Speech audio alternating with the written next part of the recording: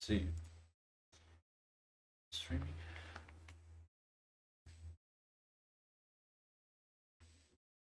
Correct. That's good. Let's see how. Hello, hello, hello.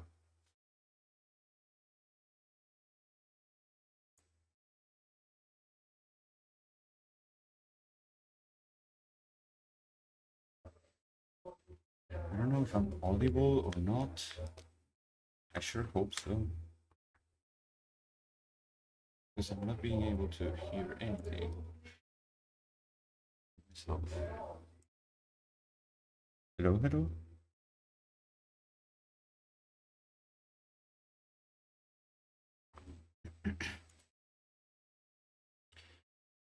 See. Actually, I'm not able to know.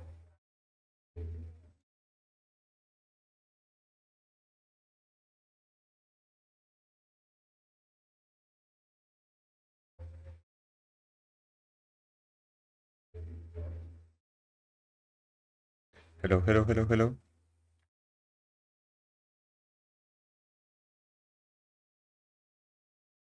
Hello.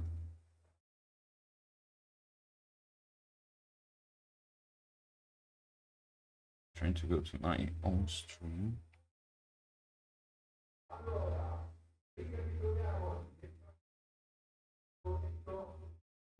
Okay. Hello, hello, hello. Hello. Hello.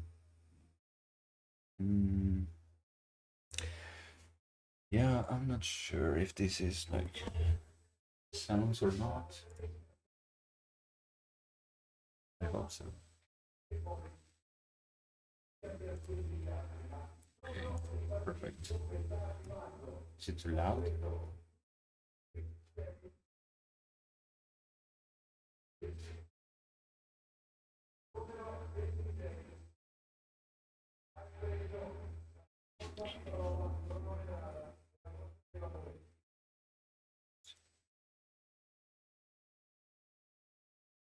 This is still deploying. We're gonna be deploying RoboCo right now. In a minute, we're gonna be entering here the panel so we can actually see it in action, working with some features. There's a background noise, a lot of. I hope it's not that audible. It's midnight over here, and everyone is still very hyped out there. Yeah, you can definitely hear all that. I'm thinking about opening the audio, but it's fine.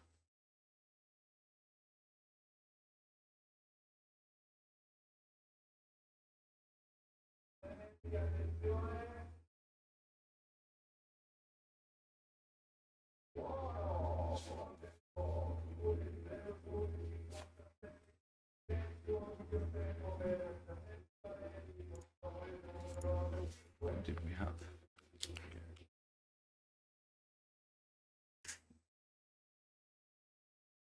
Is it stop?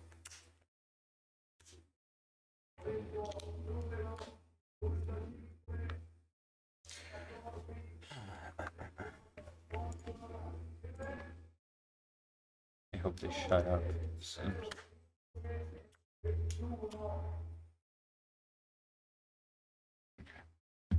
That's good.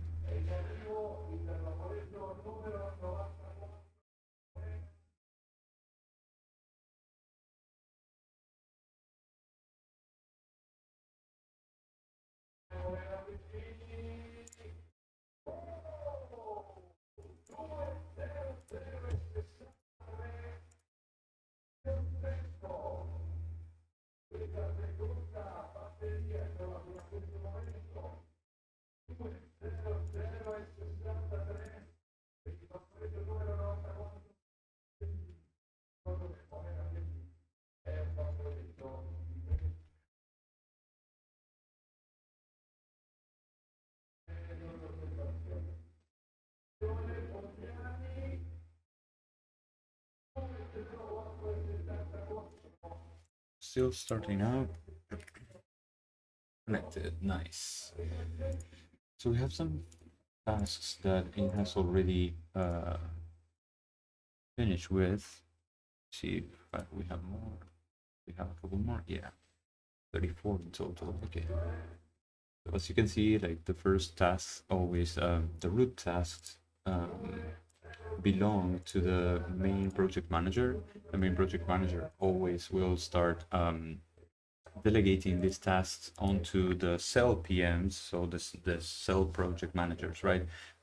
Be that backend or front end or UX UI, and they will split the work across just to make it like easier, because like many times when we are working with like cloud code and things like that, you will ask for some changes here or there, and you will always have like sometimes some kind of issue with it. Like for example, you ask some changes on the API and it tells you like it's basically done, and as soon as you go to the dashboard you notice that maybe that's not happening. Actually the dashboard or the front end side has been like completely dismissed by the model, and so it's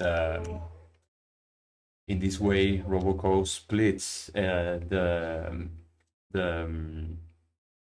it splits the work across like the UX UI cell, the front end side, and also like the back end side. And by splitting all this in this way, you literally get much further and complete features in less time. Actually, we'll see it in action in a minute. I'm thinking about maybe I'm gonna do like a quick overview like of the dashboard and everything. We have like team cell health, where we can see like per each of the cells, and we also have the board here, but per each of the cells, how many tasks they complete in the last days, if they are active or not right now, how many agents are active right now. There's also like the amount of agents that might be blocked at the very time. At the moment. So like if anybody's like blocked on a task, they can always like, you can always check it in here. It's also like the CEO approval queue. Whenever you have like tasks that need to be approved because they have already been submitted, you can check it here or go directly into the task, and they will have like a button there. Let me see if I can find one. There's actually buttons to pick from. Let's see. So that's one. Here maybe? Yes. This one has been cancelled, but you can reopen and delete and things like that. So there on the actions, you will be able to find it. There's also the Kanban, so you can actually like track everything here as if it was like a Kanban, so like agile methodology basically. You can drag and drop, you can reassign, and yeah, just to have it like in a more visual way and not following maybe just a huge list of tasks.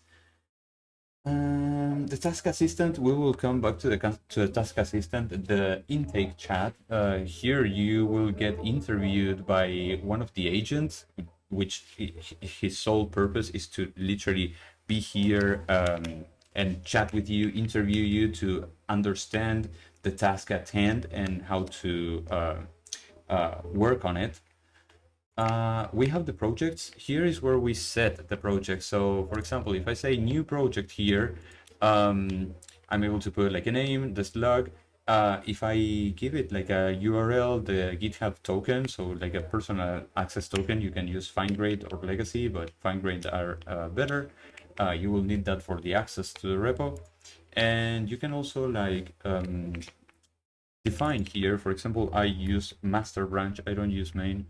You can define your CI/CD commands. So like, I don't know, the test commands, the linting commands, formatting, type check, and build commands. I have this set up like here, for example. Go here, I have make test, make lint, make fix, makelint again, but because I use makefile for those things, it's way easier, and the agents don't have to like, you know, make up any type of big what is it of a big command or anything like a custom command and stuff. You gate everything with the makefile, and they won't like drift too much from it. Did you have like also like the products? The products is where you would set a defined a predetermined set of products or projects that go into a product. For example, I have RoboCo platform, and here I set up for the backend the RoboCo API, for the front end RoboCo panel, and for the UX RoboCo UIX. This ensures that the workspaces maintain like they are evenly distributed between everyone.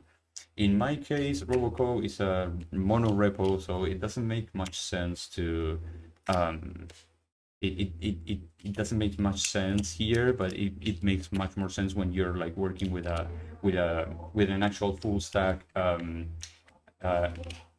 project that it's not a mono repo and it's like divided in different repositories.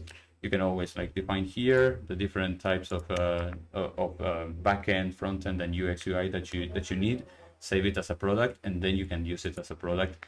The agents will know that they have to like that they already inherit the differences, let's say, between like what's a product, what's a project, and the different cells or the duties of each of them. We also have like a Git. We also have like a Git section here, like a page where we can actually like check everything that has been done, like commit history, Git actions. If you wanna like manage everything from here, I actually like the Git UI, so I do everything from here directly. But yeah, it's here just in case as well. We have the agents. The agents, they will show us like the amount of tokens that they have used and the cost for it. We have every agent, so divided into their team. So we have the board, we have the main PM that stands alone, the backend cell, the frontend cell, and the UX UI.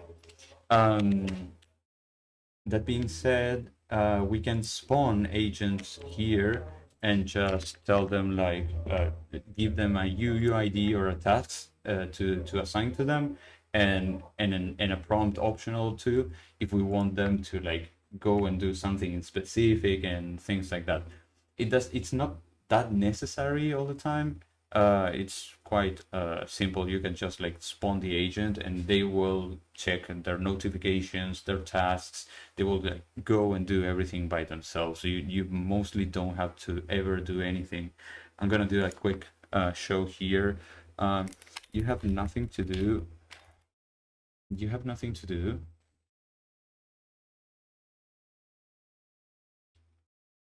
I'm just calling you. I'm just calling you because I'm running a test while inspecting your container logs. And I'm gonna spawn the agent. I'm gonna just go in here. We see that the product owner has been spawned. It got my message. The user is just testing, inspecting, and doesn't need me to do anything. I should acknowledge this and exit cleanly using I am idle. That's the literal like message that it sent. And if we check down here, he might be calling I am idle right now. Yep. Your log should show a normal exit path, blah, blah, blah, blah, and it went idle. If I go back here, I'll see that the product owner exited correctly, and that's it. He literally did exit and do everything I told it to do. We should see an increase here on the token usage and stuff. Anyway, moving on. We also have like the knowledge base, and the knowledge base we will be able to search across documents and be like, let's see the session.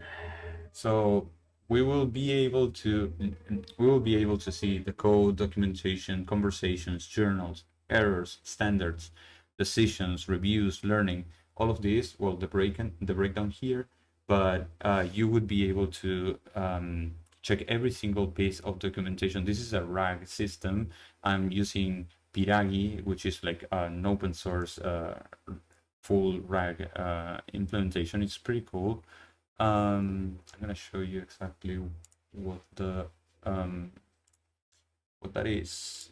It's a pretty small it's a pretty small project, but it's been working pretty good for me. So only 130 stars, but yeah, this is Piragi.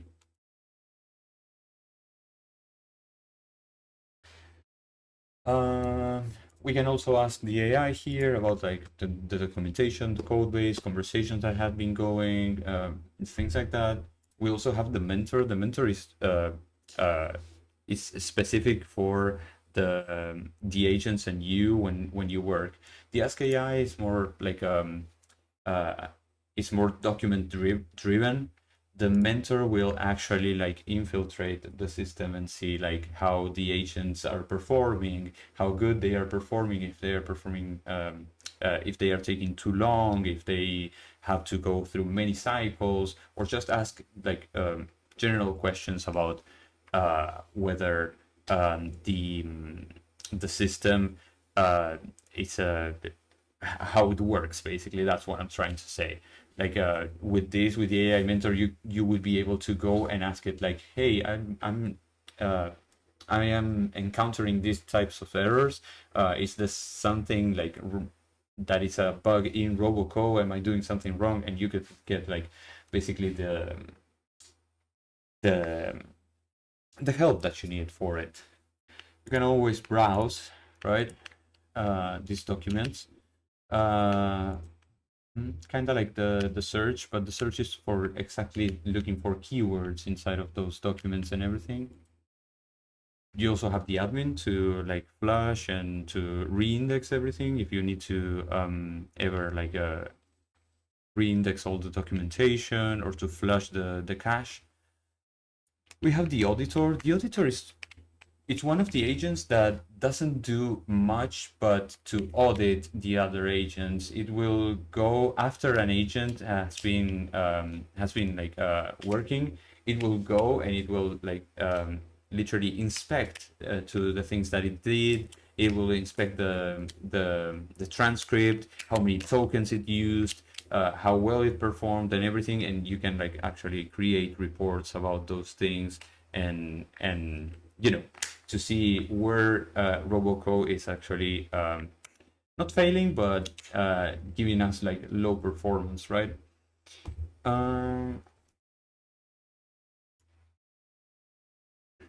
Communications. There's actually two channels of communications on RoboCo. You have communications, which are like channels. These channels, they have groups inside per task. And per task, they have different sessions because they can go through different sets of turns.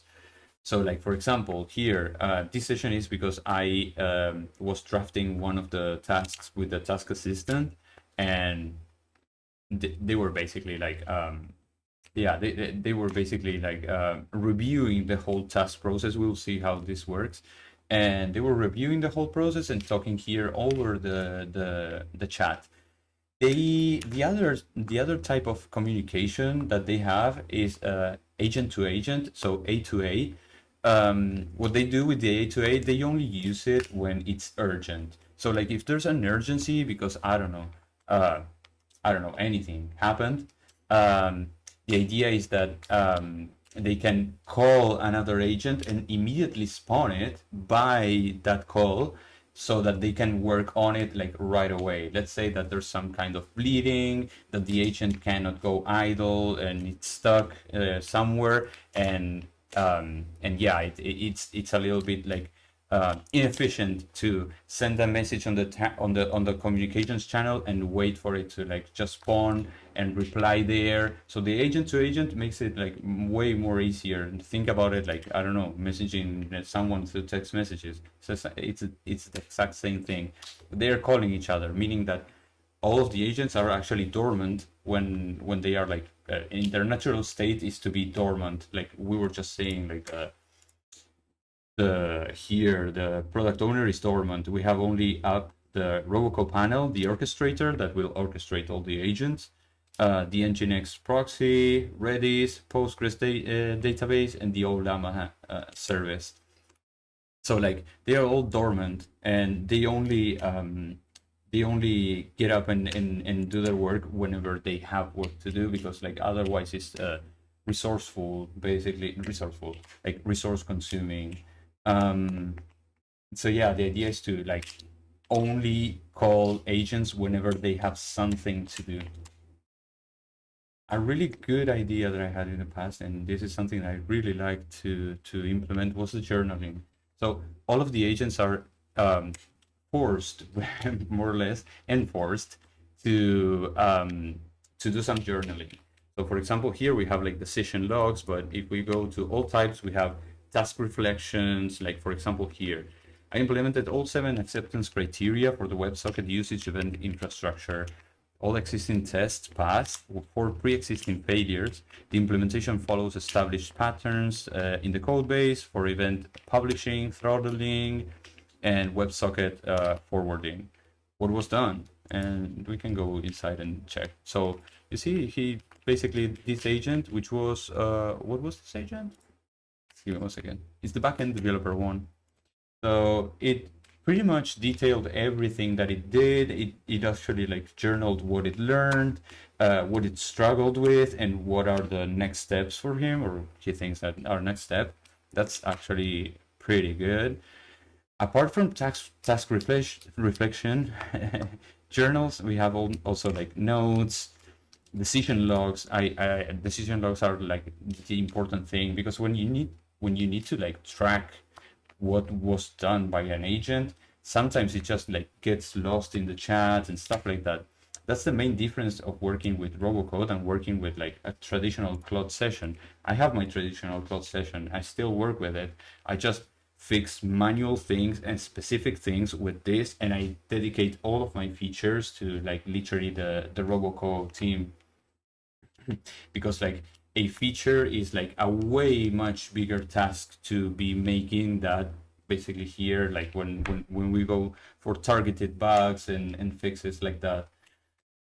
And so yeah, the decision log would be like the context, the options that were considered. In this case, it considered an orchestrated sweep that publishes events, and an agent SDK that forwards to the main API. It chose the orchestrator sweep publishes event, but later on I think I had to like revert this into the agent SDK. So you see here we have like the full traceability of what happened and exactly how we can change it if we don't like it. And the other option, we have it right there. We don't have to go investigate again, think about what options do we have. Right here, you can go to the decision log, check it out, and that's it. Let me see if I can find another type. Learning, yeah. So learning, when patching a symbol that is imported from X import Y inside a function body, patch the source module path, not a path through. What does it mean? A path through the calling module. Okay, yeah, there you go. The local import evaluates X, Y at call time. So patching X, Y makes the patched version visible to the local import. Perfect. It was just like a learning. Then it will be like available to it whenever it has to like it encounters the same type of issue. Let me see if we have something else, because struggles, no, it has no struggles. Here we do have struggles here. That's what we're after. What I struggled with. After calling I will work again, workspace remains on master branch. The feature branch that it needed exists on origin, on the repo, but local checkout did not happen. Commit rejects with branch mismatch. Raw gate commands are blocked. That's good, because we are not letting the agents run free. That's core and key for RoboCo. Like, you cannot let the AI run free and do whatever it wants. You have to establish a life cycle workflows, and also like a determined specific like guardrails for them. So for example, I deny all of the tools and I defined my own MCP tools that they can call specifically under my orders, and if they try to at any point like diverge from it, I just like deny it. So this is what it's saying. Blocker type internal, what it's needed, and it says the gateway must check out the existing feature branch in backend devs to workspace, or provide a verb that allows branch switching when the claim verb fails to do so. This is golden. Why? Because now with this we can like actually go into RoboCo, or like literally go here to our cloud session and tell it to do exactly that. Like, hey, look, this agent was struggling with this. Can you check it out? Yes. It goes, checks it out, and it says like, yes, it's a real bug. Then fix it. You have a targeted fix that it wouldn't make sense to call so many agents for something so small. But when you have like a big feature, then yeah.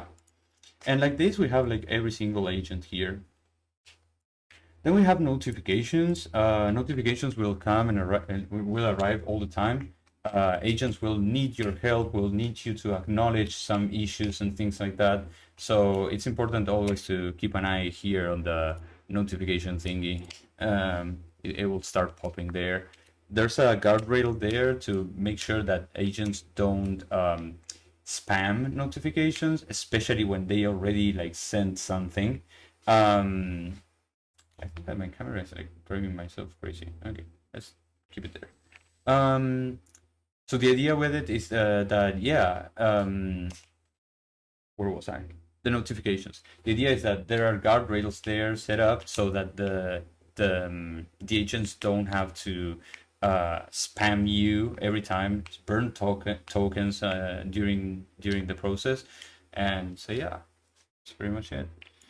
And then we have the metrics, like the actual metrics for the whole of RoboCo. You have like the task status, the velocity of it, of the agents, the agent status, if they are failed or idle waiting at the time there's no one up, so this is okay. Team health, like how many have they done and stuff. And then we have the token usage and cost. This is good. This is good stuff because like they did this. If we go here, we have the token usage and cost analytics. It's a feature they actually shipped. It took them like a couple turns because there was like missing data and stuff like that. But that's the actual sorry, that's the actual proof that this works, because the QA, the whole system goes from pending task into in progress, then goes into submit QA. So like QA goes and says QA pass or QS fail. See if QA passes, then it's ready for the documenter, which will take it to the cell PM. The cell PM will open a PR into the main PM branch, and whenever all of the work from the main PM is done, the main PM will open the PR that you have to go and close. Now, if QA fails, the task is sent back to rework, and the developer will have to chime in again, start working on it. Actually, and on this same one, as you can see, you have backend. This is the first turn for both backend and frontend. They had to work again, because here we can say like backend revision, fix the SDK port and stuff like that, the front-end revision, and then the backend revision round 2. So there were like the backend had to go through 3 runs to make this feature like actually live and good, as to the acceptance criteria and stuff. I had to send it back 2 more times whenever it got to the main PM. At this point, I had to send it to reject it and ask for rework 2 times. So that's a proof that the guardrails are well set, and that the agents are like actually paying attention to what they are doing. And as I said, you have like the backend, the developers that will start like working on the development itself, right? But after the developer is done, that passes through QA analysis and review. If QA approves, it goes on to the documenter. The documenter will take down notes of everything that was done and make sure that everything is persisted. The cell PM, be that backend, front end, or UX UI, will actually open a PR onto the main PM branches. And the main PM, once it has everything done, it will decide whether to open a PR to me or leave it there. Or sorry, or not leave it there, but rework on it. I leave it there sometimes and I go through the whole PR. I basically like check everything that has been done and decide whether it's a good PR or not, or if it needs rework. If we go here, we can go and check the PR90, I think it was, because it's like a known case. PR90, yeah. 93, 91, 90. Token usage. It will have like a big description in this case because it had to go like through a lot of turns to get it right. But yeah, at some point it got it right. We can see every single of its commits. Once I was happy with it, I just merged it into master as it says here. So yeah, that's pretty much about like the workflow, how it the life cycle of a task. But to show you that what you see live here is actually them working. They are building themselves. They are the AI agent company, and they are actually like building themselves. I just prompt them whatever I want. Actually, I actually ramble them whatever I want, and they just get it done. We have the cache efficiency. We can see like the last runs of different agents, how much when they started, how what's the total token usage, how much input, output of the token usage, the cached one, and what's the cost, the total cost of it. Have a little breakdown here about the agents tokens today, team tokens, what's the model that they are going through, and yeah. So yeah, one important thing that we should be checking on here is also the AI providers. This is aiming to be self-hosted, not only like what's the word, like open source. It uses a cloud code under the hood, as we've seen before when the product owner was working. And the idea is that you can use a mix to and decide whatever you want to use for each and every agent. So for example, if I wanted Opus 4.6 for the product owner, I could just like click here and save the mix, and everything else will inherit from defaults, either defaults or whatever I say that they should be like inheriting from. You can go solely OLAMA, so like you can use Anthropic, you can use OLAMA, or you can use a mix of both and let the orchestrator like manage it. Just have to define it here. I will be adding more LLMs here, more models, because as of now I literally have like only Claude, and I have only like cloud models. I don't have that powerful a PC right now as to run my own models here, but we'll get there. So yeah, with no further ado, let's just go and start talking, rambling, as I say, with my intake, my prompter agent. So what do we want to do? I have a couple. Automate releases, it would involve only the back end. Approve and merge actually merges. That's a good one.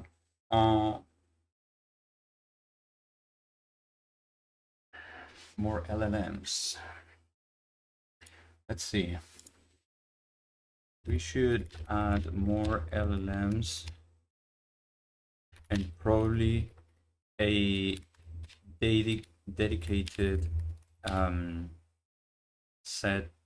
dedicated option on the AI providers page for only true self-hosted agents, LLMs. As of now, where this? As of now, we have either anthropic models, or Olama models, or a mix of them. Pick and choose.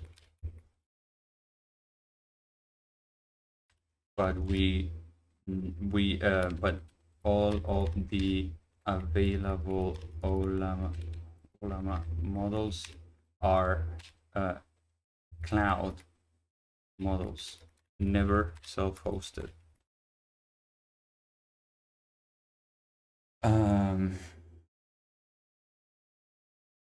Yeah, this should the self-hosted models should be their own category under the AI providers page,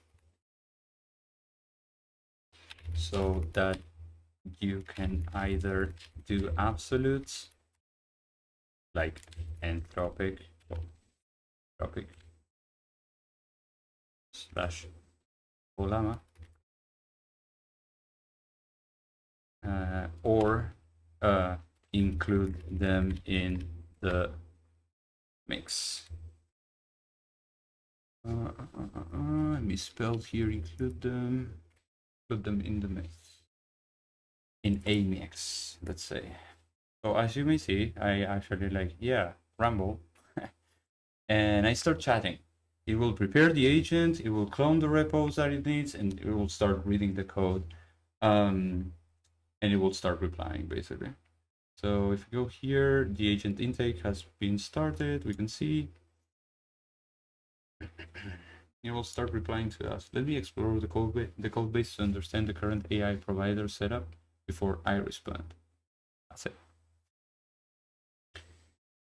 So what I'm aiming to do here is to, like, on the AI providers side, I want, apart from Anthropic, Olama, and Mix, I want to have like here self-hosted, because basically I have like the Anthropic ones, I have like Olama ones, but these are cloud and not self-hosted as in my PC, right? I cannot run them anyway, but we just need them for the people that actually can. If we're gonna say that this is a open source self-hosted project, we need those self-hosted LLMs to keep everything like private, basically. So we'll see that it's basically like, yeah, reading. As we see here, it says tool read, so it's reading the repo and checking all the code base. Once it's done with that, it will literally just go and start drafting a task for us. Whenever we are happy with the task that they draft, we will be able to just accept it, send it for review. Once it's reviewed and everything, we can go approve and start, and that's all that is needed from you. This is like the start of the feature. You just come here, be interviewed by the task assistant. Once that you kick it from here, you just have to wait for the board to like scope the task and analyze it, make sure that the task is not out of scope of basically doing something that it shouldn't. And yeah, as soon as that's settled, I just go into the task. I will receive a notification. I just go onto the task, I approve it to start, and they will start working. And I don't have to mind about anything until they open a PR for me. So like, I actually will spend only like actual doing work like we are doing right now. I just started my work, right? I am talking with the okay. I'm just talking with the task assistant. Once I'm done with this, which will take me like approximately like 10 to 15 minutes. I just have to wait to go click a button and start it off, like kick it off. And once I'm done with that, I can leave again and just come back whenever they are finished with everything. All cloud hosted. Okay, I've read through the entire AI provider system, the catalog. Here's what I see and what I would propose. What you have today, 3 routing modes. Anthropic, mounted on Cloud, Olama Cloud, so Kimi K 2.6, GLMs 5.1, Minimax M3, all cloud hosted via API key, perfect, and a mix. Per agent, pick and choose from both. The model provider enum already has an unused local placeholder. Okay, that's good. So the schema was anticipating this, of course. But everything in the Olama column requires an API key and hits olama.com. Nothing actually runs on your hardware. What I would build, a new self-hosted provider category that works like this. New section on the AI providers page for configuring a self-hosted endpoint. The user enters a base URL, in example, yeah, for local Olama or any OpenAI compatible server like Virtual LLM, Llama, PointCPP, and TGI. Dynamic model discovery. Instead of hard-coding model names, hit the self-hosted server's model list endpoint, populate the catalog with whatever's actually loaded. This is fundamentally different from Anthropic. Yeah, perfect. 4th, routing mode. Yes. 3-way to 4-way. Yes. Self-hosted mode routes every agent to the local server. In mixed mode, self-hosted models appear in the per agent breakdown alongside Anthropic and Olama Cloud models. Perfect. A new seeded provider configs row for local with the user supplied base URL and optional auth token. 2 questions before I write the spec. So as we see, it's actually interviewing me. Which self-hosted platform are you targeting first? Local Olama is the obvious one since you already have the Olama ecosystem. But are you also thinking about they all expose OpenAI compatible APIs, so the plumbing is nearly identical. The question is whether we validate against one or support any OpenAI compatible APONT generically. That's a good question. And then we have number 2 would be role defaults for self-hosted mode. Olama Cloud has careful per role defaults. Yes. For self-hosted, the available models depend entirely on what's loaded on the server. Should we adjust default all agents to whichever model the server reports first? Or let the user pick a default? Rather than trying let the user pick a default, we just discover and display. This is because, like, yeah, we don't know which models the users will have on their computer and stuff like that, or on their home labs. So, like, by doing this, we just discover whatever models they have, and we present it as these are the models that you have. Pick and choose. Now, the good question: are you also thinking about? Yes, yes, I'm also thinking about those options. The only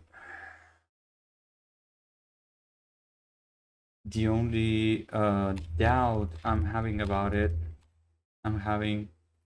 this specifically is that we are running Cloud code under the hood. Olama calls Cloud code when Olama is selected as the provider.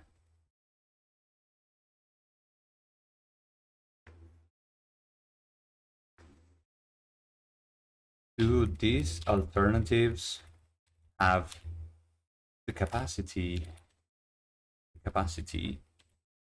to invoke Cloud code to mimic our current setup? Because if they don't, then I don't think we can include them without making serious architectural decisions and refactoring. Yeah.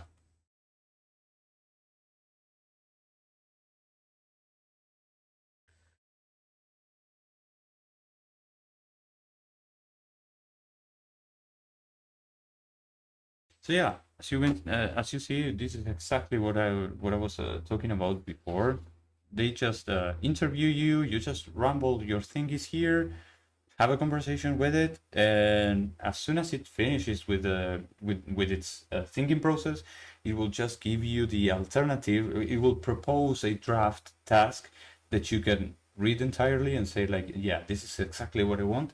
You send it to be worked upon, and it literally creates the task for you. You can even like bypass the board review and all the things like if you want to. You don't need to actually like have the board review everything, but you can. I always do it just to make sure that the task assistant didn't miss anything, and after that I just approve and that's it.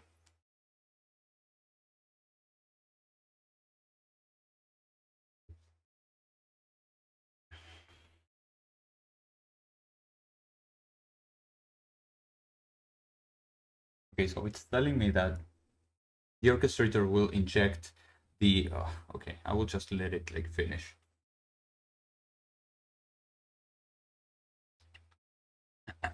Should propose now, searching for the appropriate tool, and it will propose draft to me, which will bring me all the buttons to actually like accept and do all those things, right? So it was saying that the orchestrator always injects Anthropic base URL and Anthropic auth token as mvars into the Docker container so that Cloud Code can use it. Yeah, here we go. Stress is up for your review. The key architectural decision, it locks in self-hosted Olama only for now, since it's the one platform that can back Cloud Code through the existing injection without any runtime refactoring. The UI is designed generically, base URL field, not Olama URL field. So if you later add a proxy layer for VLLM or Llama, CPP, and the TGI, whatever, the front end doesn't need to change. You would just widen what the backend accepts. Perfect. This is perfect. Now I want to go to the actual task and see how it is. So the honest scope is it slots into the existing architecture with zero refactoring. That's perfect. Okay. The objective, let the CEO route agents to truly self-hosted LLMs running on local LAN hardware. Perfect. What this builds, a self-hosted provider section on the AI providers page, dynamic model discovery from self-hosted Olama endpoint, a fourth routing mode. Well, yeah, it's the same what it was saying up here, but it's okay. Self-hosted models appear in the mix per agent dropdown. The work, the backend. Activate the local enum, add a new seated provider configs, new endpoint, another endpoint, extend this method, which wipes overrides, sets global to the user's chosen default. That's good. Extend the catalog, store the self-hosted base URL. The front end, it will just have to show that the fourth button of the mode button for self-hosted, mix mode dropdown changes dynamically, scoped to self-hosted Olama. The existing RoboCo Olama base URL is a separate concern. This is about agent model routing, not the embedding pipeline. That's correct. Dynamic discovery means the catalog for self-hosted models can change between page loads. The UI should refresh on demand, not cache stale model lists. Okay. User can enter a self-hosted Olama base URL. Available models are auto-discovered. User can select it. User can assign self-selected. Agent spawned. Removing or changing the self-hosted URL gracefully falls back. No agent failures. I like this. So I'm just like here, I have like 3 options as you see.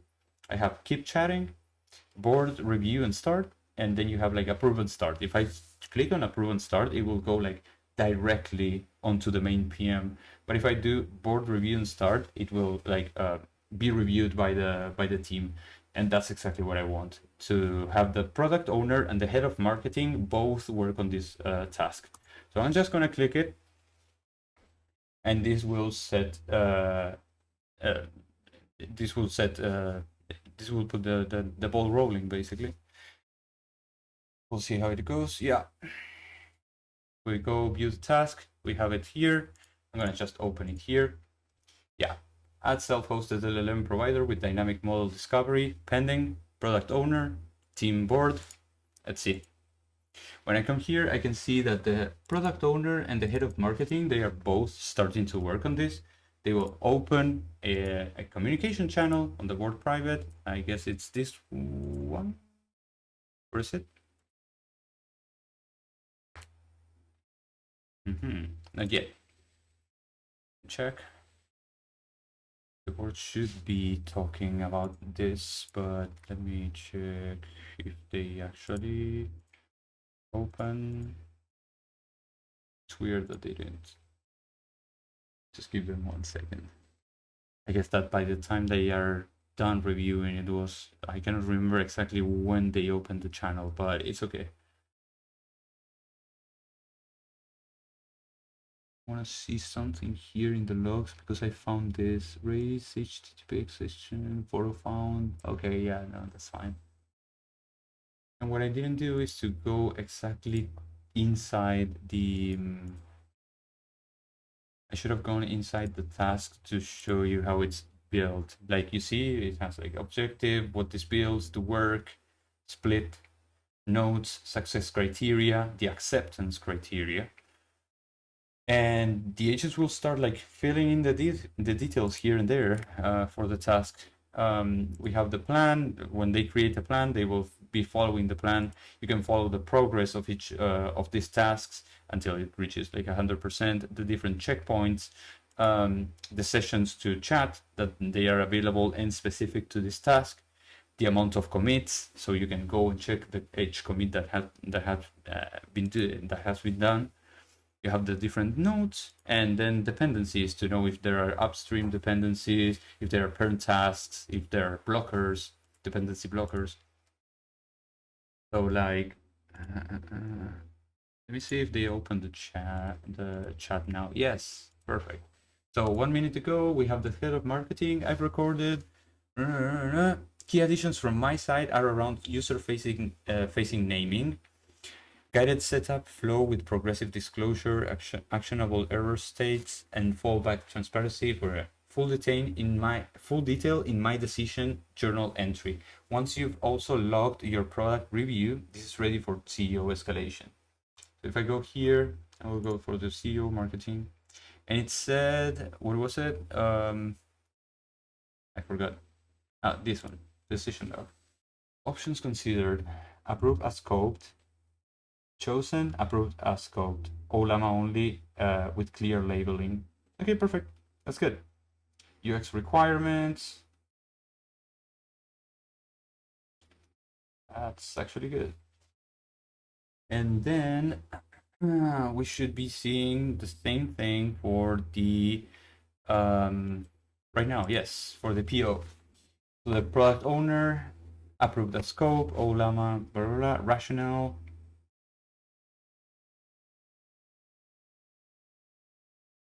That's good.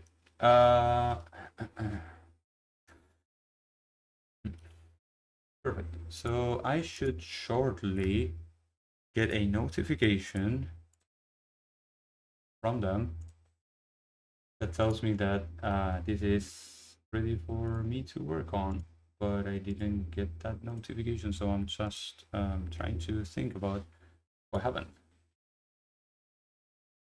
Let me see. Spending is on the board and it's on the product owner, but they both exited. Let me go see. This is unusual, guys, so yeah. Continue, we shut down. This is a moment we need our Claude to chime in. Can you please check? Can you please check the POs logs and the head of marketing logs, since they were supposed to review a task I just sent them, and neither of them sent me a notification to approve and start. As a matter of fact, I think that this is a real gap in the system.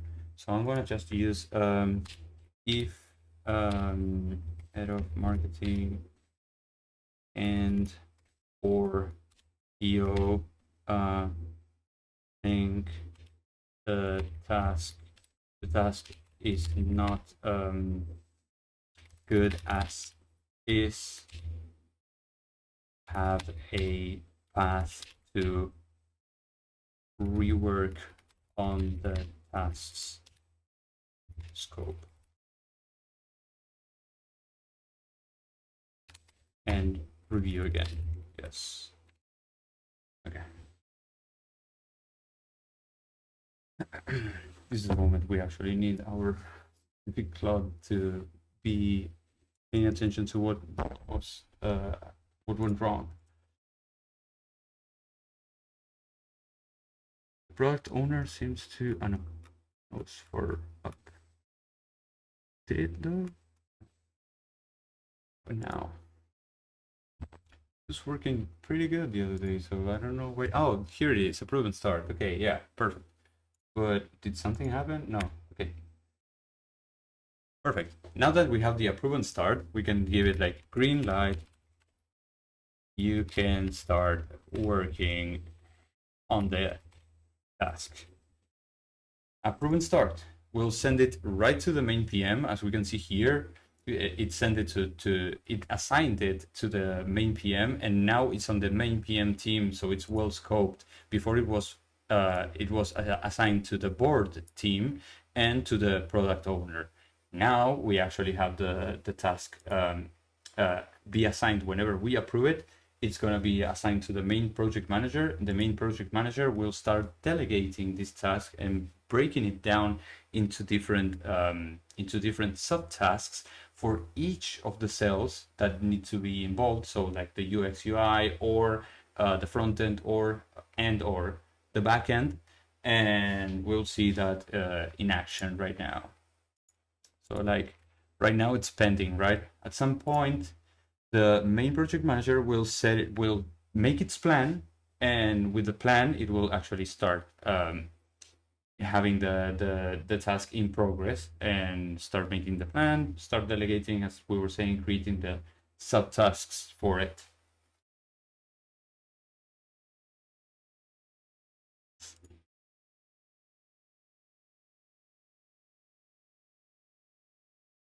There are some notes. Okay, it just added my notes here. Approve and start. Green light, you can start working. That's good. So we should see it like, yeah, main PM. Now let me claim, see here it says, good. Now let me claim and plan the task. So it will start like actually planning this task. Just as I was saying right now. So it will claim the task, start working on it, start delegating and stuff. But up to this point, this is the only thing, and I took a lot of time because I'm teaching you guys how to do it.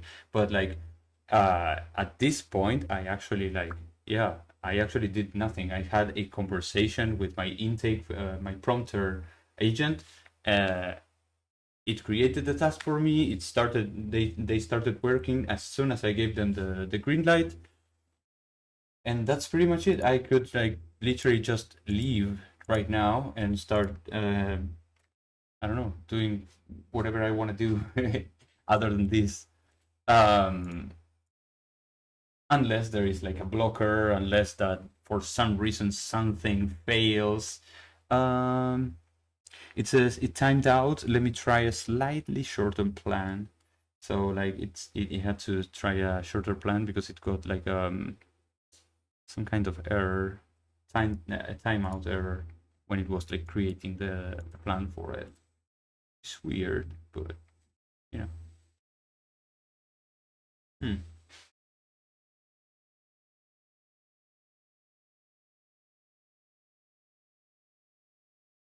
Let's see.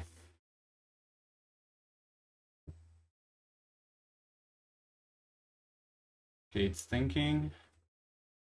Yes, we have the plan. So now that we have the plan, we have like a two-cell fan-out. Backend cells owns API data routing. Frontend cells owns frontend cell owns. Oh no, it's gonna start moving. Please. Yeah. Front cell owns the UI config mode section. So both work in parallel. They don't depend on each other. The API contract follows existing provider config patterns, so there's no disconnect between them.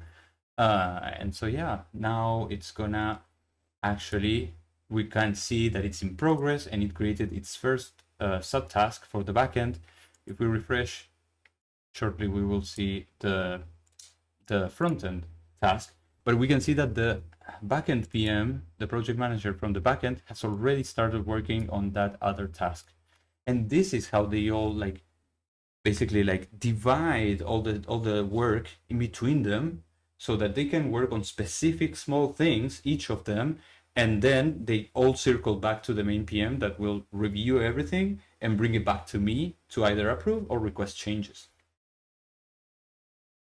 So at this point, I have nothing to do here. Literally, I have nothing to do. I will have more or less an hour of free time, or well, maybe less because it's a small feature, but they will start working on this by themselves. As we can see, the main PM has already like gone idle. So like he literally pauses task, and it will only come back to that task whenever every task behind below it it's completed, or whenever like a cell PM like the backend or the front end calls it to change anything in the uh, to change anything. No, sorry, to like approve a PR that they are trying to merge into the main trunk, not the main trunk, but the umbrella branch, which will be the main PM. Why umbrella branch? Because it's like the umbrella branch that has like all the tiny branches behind it, below it. For example, when why is this? Because you have the master branch, right? Which would be like your trunk. So like what happens? The main PM creates a branch from your trunk. The backend PM and or the front end PM or the UX UI PM will open a branch from the branch that the main PM created. They will assign a subtask, subtask to their developers. Their developers will create a branch from the cell PM that was from the main PM that was from the trunk. So what happens when the dev is done with its job? It will open a PR into the cell PM branch. When the cell PM is satisfied with the changes, it will open a PR from its branch into the main PM branch. And the main PM branch, once it has all of the consolidated work from the different cells, it will open a PR for me to either approve or request changes. That's it.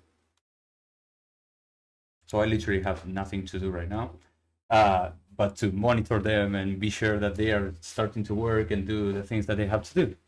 So as we can see, the backend PM has done its review and it's basically created its plan, technical considerations, the subtasks that it has to create, risks, open questions, and yeah, they will obviously have like a channel where they are going to be communicating with the other developers or the QA and the rest of the team. So now we have the backend. The backend task is already like paused, meaning like the cell PM finished with the job. It created a subtask for the backend developer. Has nothing to do until the backend developer is done with its task. So it will just like go idle right now. The backend PM. The front-end PM is still working on its task. It will create the subtask for the front-end developer, and that's it. And yeah.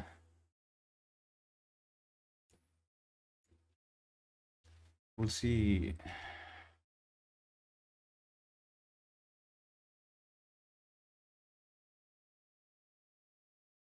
We'll see how it goes.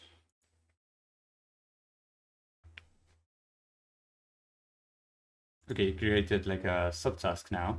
Perfect.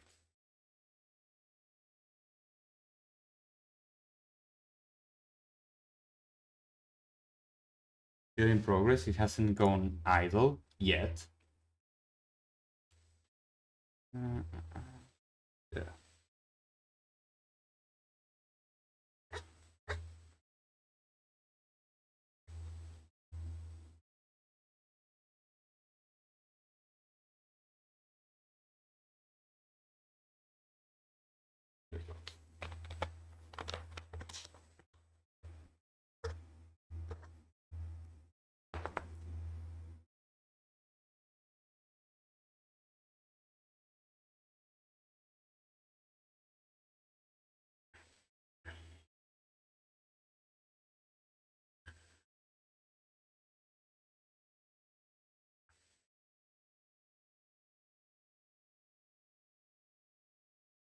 Front-end developer is starting to work. The backend developer is working. Both of the children tasks from the main PM are already like post. The front-end and the backend developer are right now working. They will make a plan. Once they are done with the plan and with the planning and everything, they will just jump into work directly on those tasks. So as we can see, there's no plan yet for it. Activate the existing yes, 1, 2, 3, 4, 5, 6. API routes, put get, post get, spawn routing, tests. That's fine.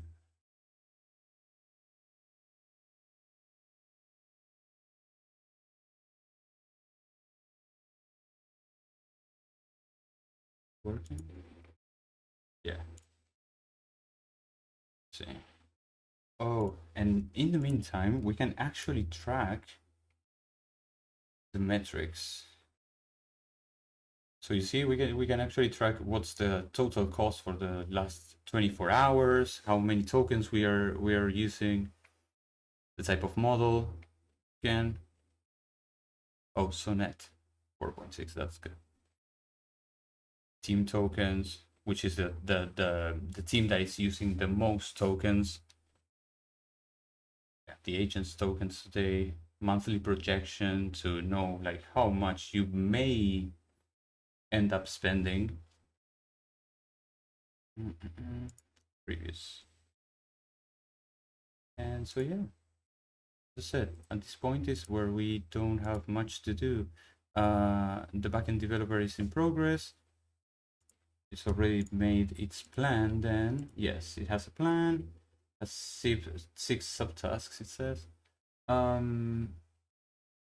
That's not correct though. It shouldn't have six subtasks. But I guess that it will just follow this as if it was like a to-do list, basically. In progress, perfect. So yeah, it will just start working right now. We don't literally have anything to do. Literally nothing.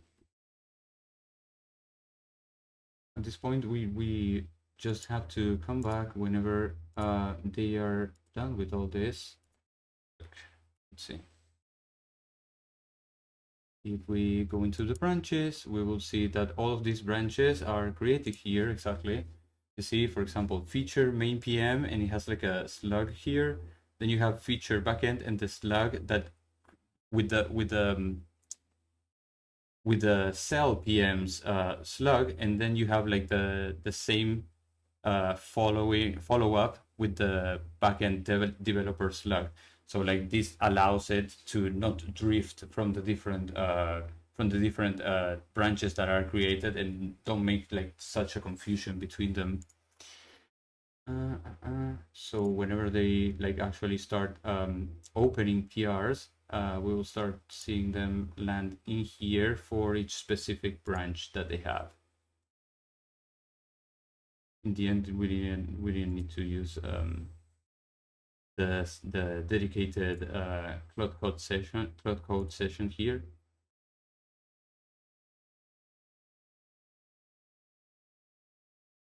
But I cannot see the agents running here. So I will have to just go specifically on their containers to see what they are doing.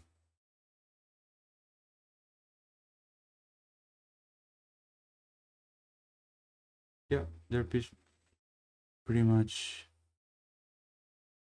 already developing.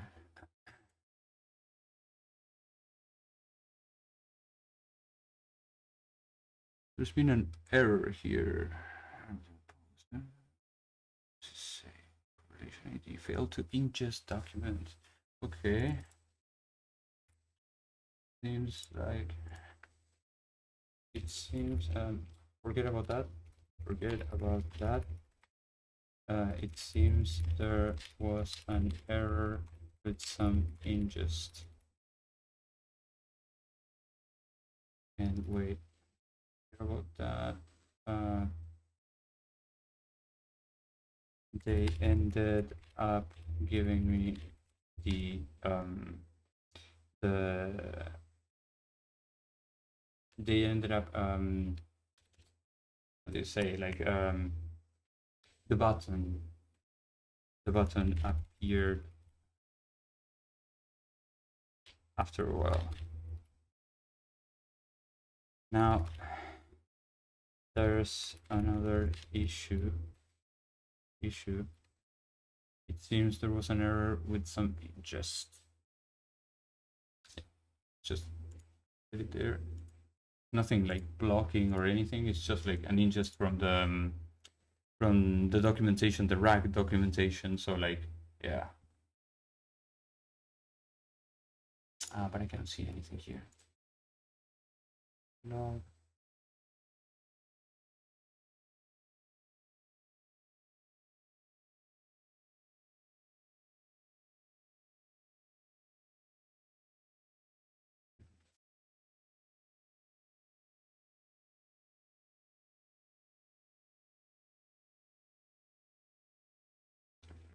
So comments with 0 rows behave exactly.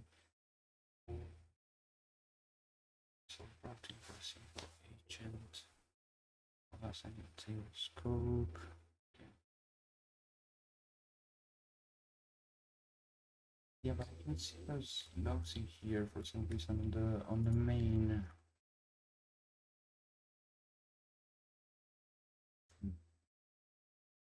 Okay. Progress in progress. It will take some time. Let's go check if there's been pushes into those branches. I don't think so, not yet. See here, far behind. No, they're still pretty much aligned.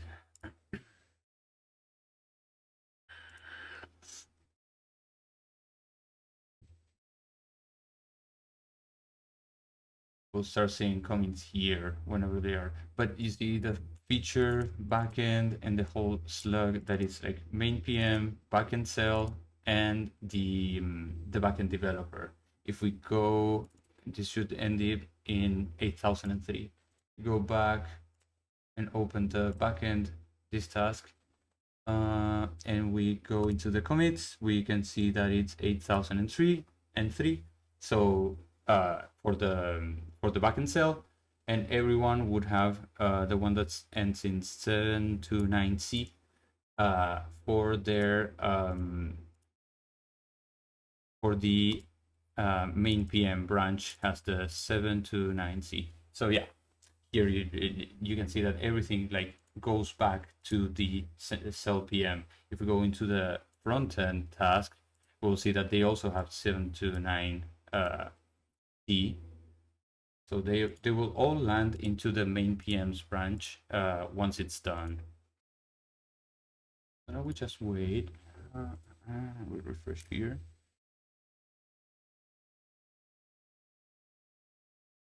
Make sure.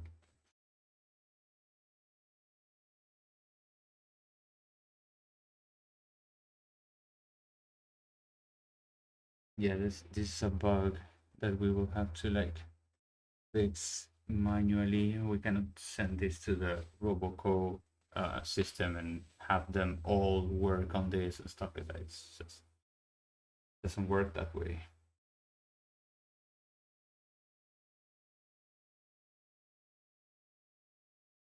Cannot split.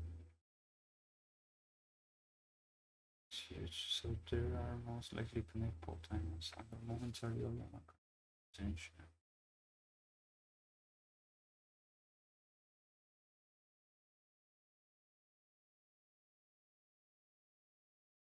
Logging the failure. So a logged failure means Oblama was unresponsive. Is the agent synchronous in the SC request? Will block the agent tens of seconds.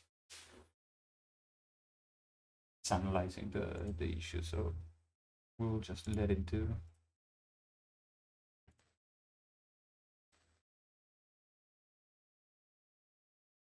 Nothing yet.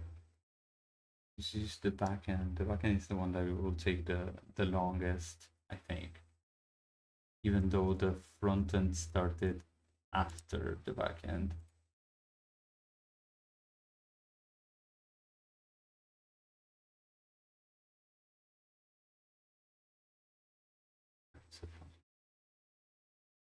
Speaker.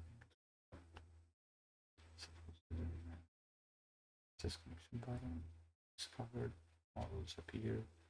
Small. Drop down. See anything. What is this one doing?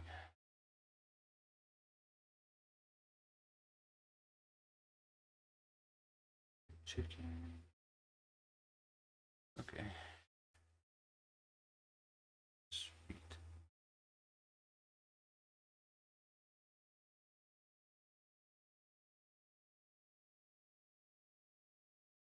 So yeah. Just wait. PR opened. Look, the front end developer has already finished with its changes. It has 3 different commits just now. It did all 3 commits at once, but it's okay. And open a PR. The PR is 124. If we go here, we should be able to see that there's been 3 commits on that. Yes, on that branch, and we have the PR 124.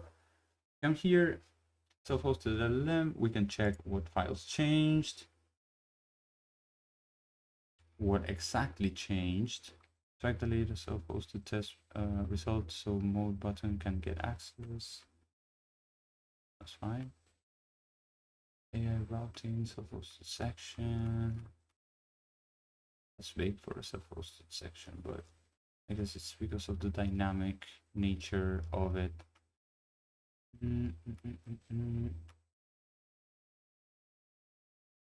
All right.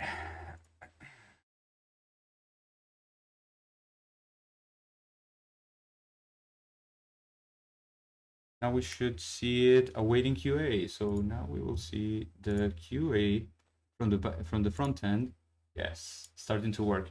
This is crucial. This part is crucial because the QA will start reviewing everything that has been done, and from that is that it will like actually create something. It will come up with either a QA pass or a QA fail. And that's the thing that we want to actually be very strict about. If like the QA fails, it's just it will just send it back to rework. The front-end developer will be called back into its task. This will transition from awaiting QA to needs revision, and the developer will start working on it like again. Dashboard integration, status patches, animations, media completely, really quickly, no time basically. The QA will actually here deliver its nodes whenever it's done, either for the pass or the fail. Good now. Oh, so it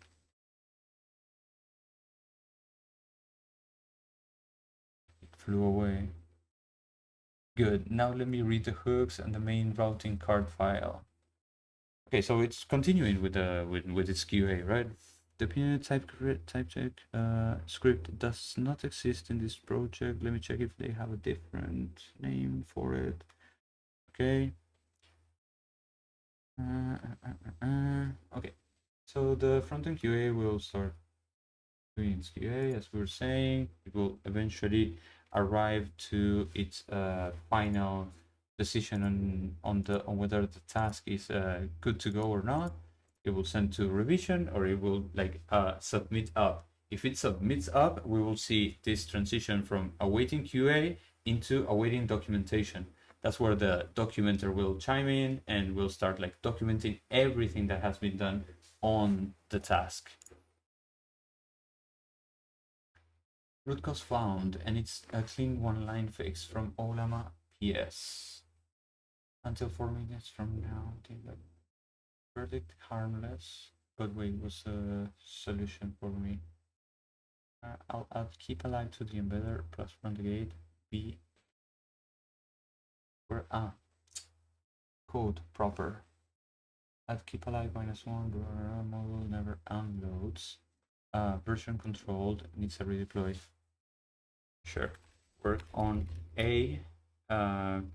Will take care of merging it and testing after redeployment, merging it and testing. Will take care of merging it and testing after redeployment later on. Right now the agents are working.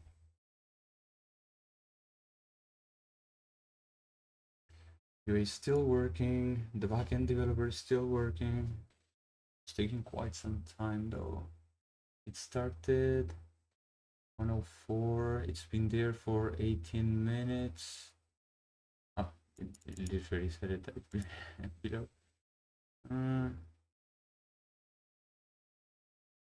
Okay. Once it's done, we'll open its own PR too.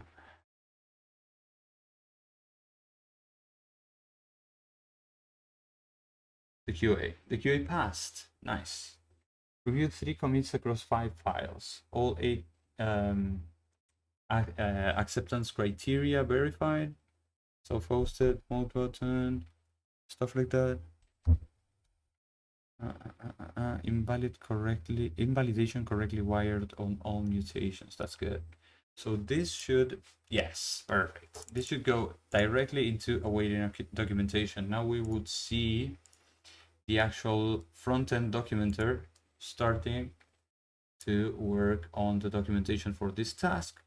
Once it's done, again, goes to the cell PM. Once it's done, it goes on to the main PM and full circle. Then we can go and check what has been done and either if we approve it or not.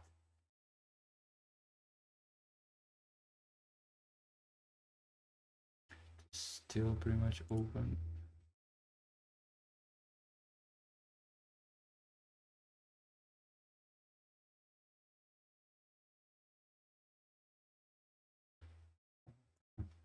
We stay here. Yeah.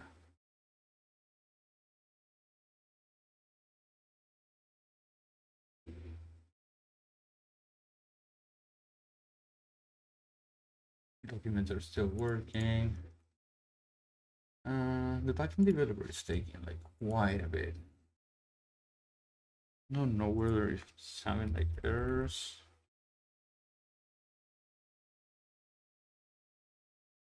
Couple ones.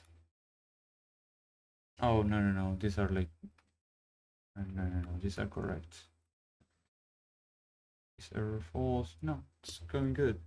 58 skipped, 4 warnings. Why did it get so many skipped?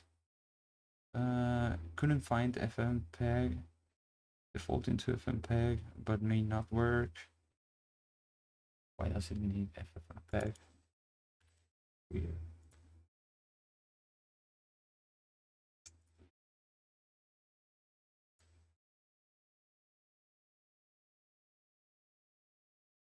And tests again. 58 skipped, 4 warnings.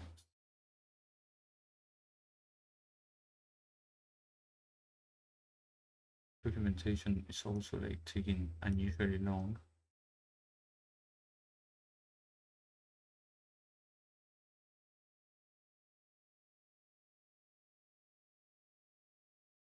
Great. Now let me create a React query hooks documentation file. Perfect.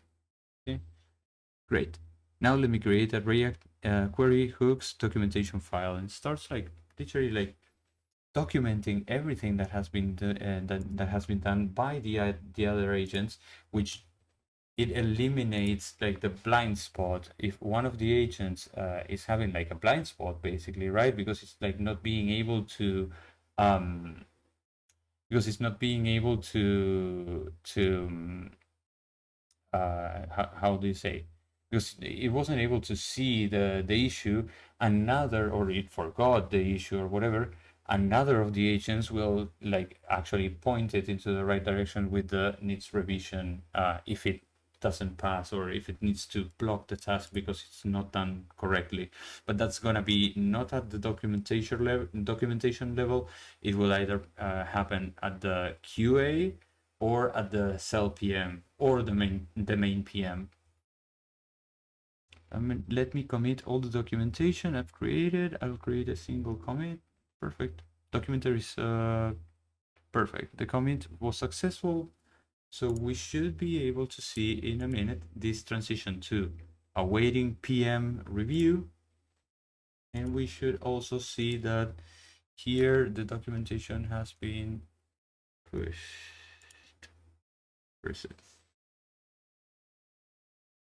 The task has been transitioned into awaiting PM review. Perfect. So now we should be seeing the front-end PM enter the chat and start working on this task for the front end. If it approves the task and it thinks it's complete, it will set it as completed. Then it will start working on its parent task, so that the main PM takes this in and says like, okay, I just have to wait for the backend task to finish, and that's it. Fix aids committed, signed, single and pushed and stuff. Okay, perfect.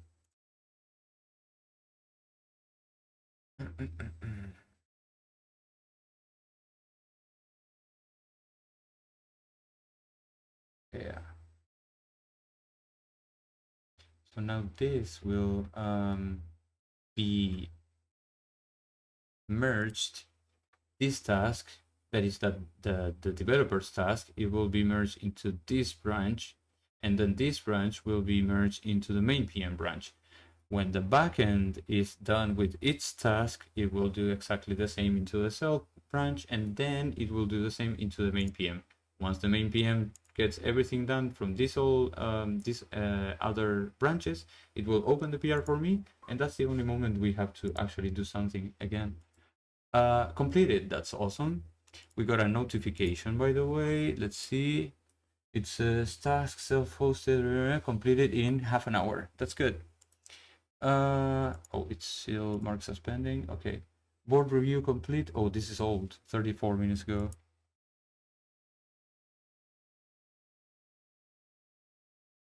So this will stop being like paused. It will go into in progress. Once it goes into progress, just like that, it will be ready for the merging.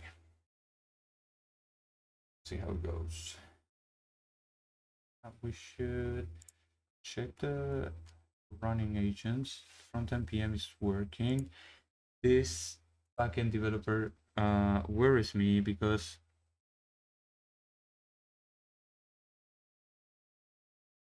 yeah, always check Alembic heads before choosing my migration numbers, of course. Mm-mm. It's okay. It can fix it now, and as soon as it fixes it, I guess that it will submit for QA. The only problem here is that I cannot remember if my agents have like a lifespan of 30 minutes because before they are considered to be stuck, and if they are considered to be stuck, it will get the system will basically like shut it down. The peer now I need to call I am done. Oh, okay, so it finished with it. Let's see. It opened the PR 125. Let's see. The main PM. Oh, as you see, we don't have any more front end branches because now every other branch from the front end has already been merged into yeah completed perfect. So that means that the front end is already done with it. We are gonna see like everything on the main PM branch as soon as QA finishes reviewing the backend task, then the cell PM reviews it, and then well the documentation the cell PM will review it, and then the main PM will send the notification so we can uh, work on it. Task frontend medium completed quickly in 0.4. That's good. Acknowledge tasks. No, this one we don't need to open. Okay, awaiting QA. Perfect. The backend dev finished right on time because otherwise it would yeah it would have been killed basically by the. Still see a lot of warnings with like the I am idle journal entries. Oh, this is like a general error that we were seeing on the other side that we were seeing with like the dedicated Claude instance. It seems that this is affecting like the whole system. Maybe we wanna check that this is non-blocking. Let's see, Olama embedder. This is on the optimal. Yeah, I would say we can merge this into master, but we will wait until the agents are done because otherwise we yeah I don't know if it will affect their ongoing tasks. Let's see.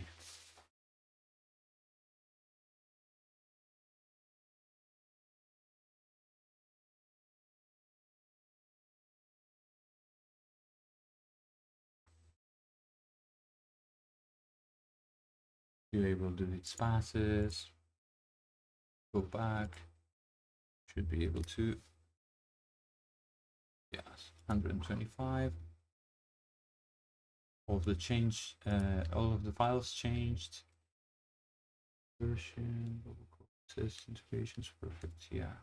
So, oh, okay, it fixed the Alembic version number. It was on 27, but the 27th version already existed. It seems like it.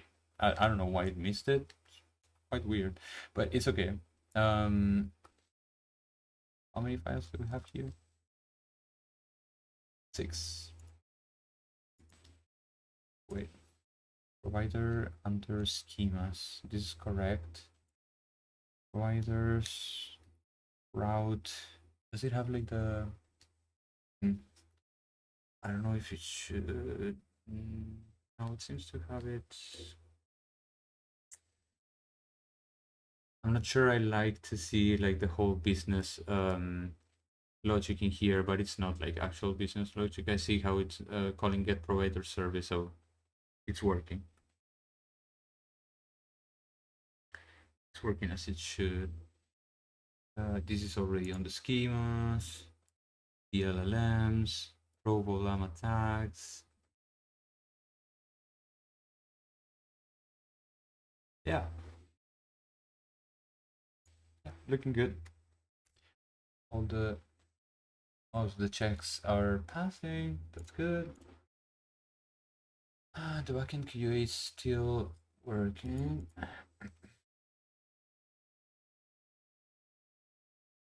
It's only 3 minutes. It will take it like at least 5.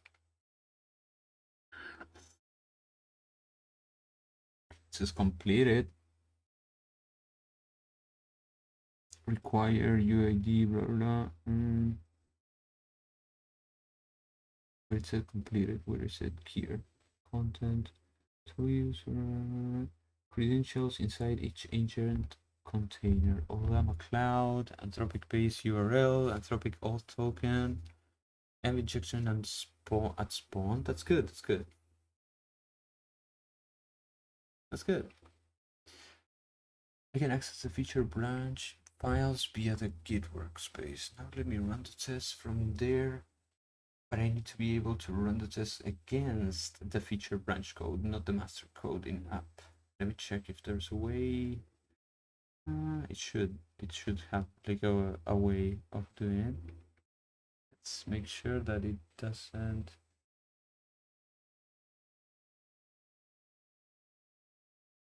Just checking everything. Yeah, seems to be working just fine. Do we have any other like active agents? Check. We go to the agents, we'll see offline, active, the backend QA, offline everyone else. Yeah, no, it's only the backend QA right now. As soon as it like finishes with its analysis, it will like either decide whether to like pass it or reject it.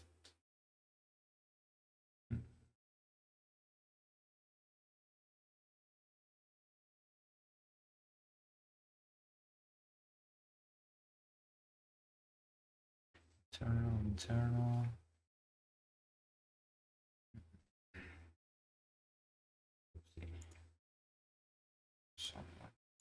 Oh, the progress. So submitted for QA review, as we see, like makes up for the 90%. It did some self reviews, self verifications here, the backend dev. 17%. 70% is make a jump after it just opened the PR, but that's okay. That's something to be tweaked and polished rather than a bug. Yeah, it's still not finished. All C is verified through diff review and test coverage analysis. That's good. PR adds self-hosted provider support. Now I'll issue the pass with detailed notes covering all 8 acceptance criteria. Perfect. So basically the backend QA now has passed the QA has passed its review. It sent a notification, maybe to me, maybe to the documenter. Perfect, it passed.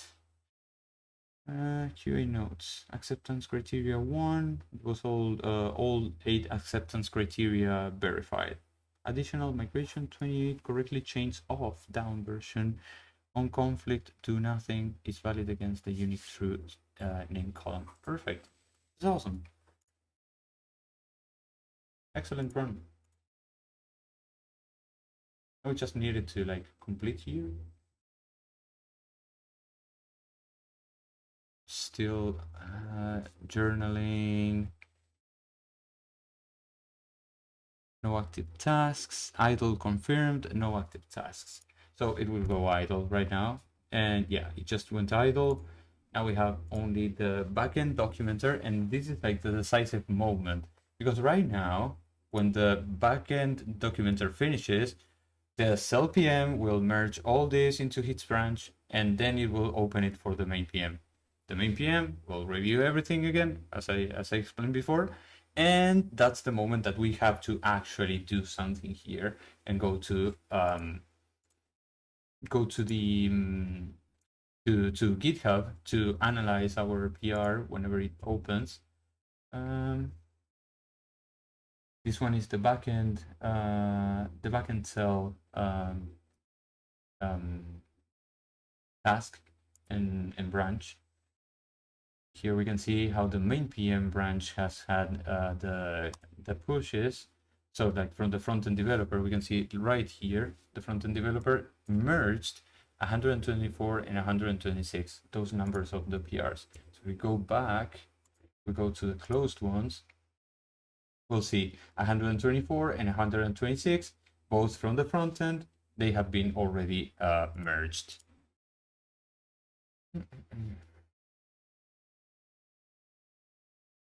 So yeah. 7 branches. Okay. See how the documenter is doing. Excellent. Now let me create one more documentation file for the internal LLM routing service for developers. This will be more technical, and in the document the service layer changes. Perfect. That's because the later on all these agents will have to know how this works, right? So if they now like if we now prepare all of the documentation for that, next time that the agents are working, they can actually do what I was talking about like right at the beginning, which was the thing about the mentor on the knowledge base. So they can actually go and ask the mentor for recommendations if they are stuck on some task or anything like that, something they have at hand and they cannot like work on it. They will awaiting PM review. Awesome. So now we should see the backend PM. Yes. Perfect. Okay, let's see.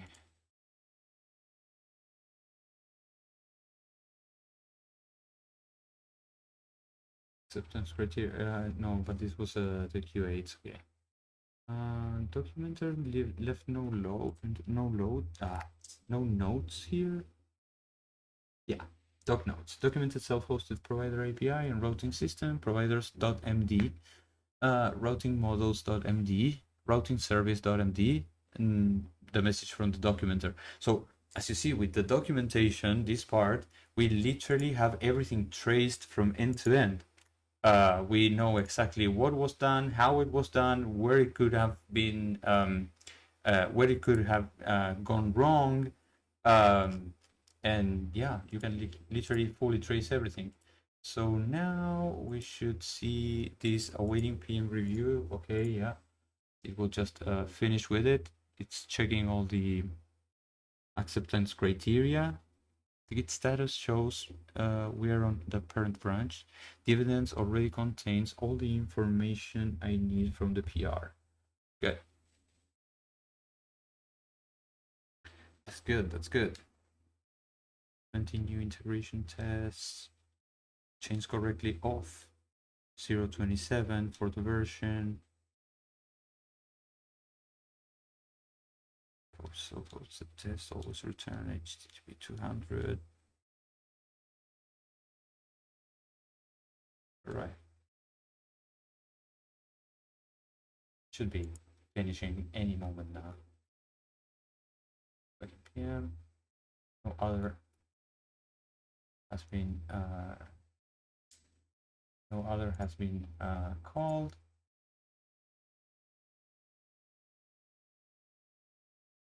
Rate limiter, rate limit sweeper, probably see your notification. Ah, okay.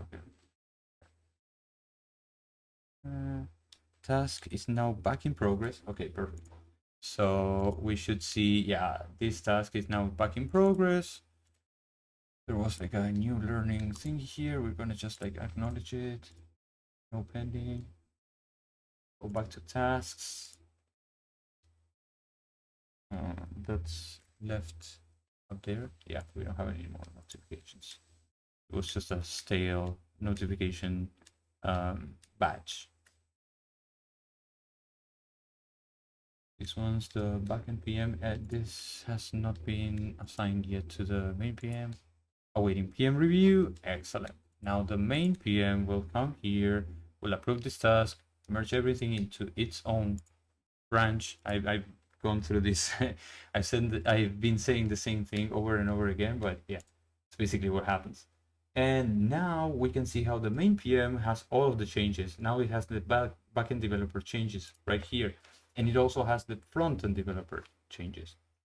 So see, front-end developer 1 authored 15 minutes ago, and now we have the one with the backend developer.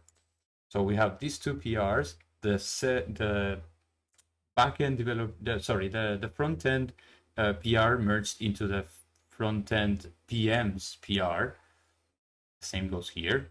So like this is what the developer worked on and then opened the PR.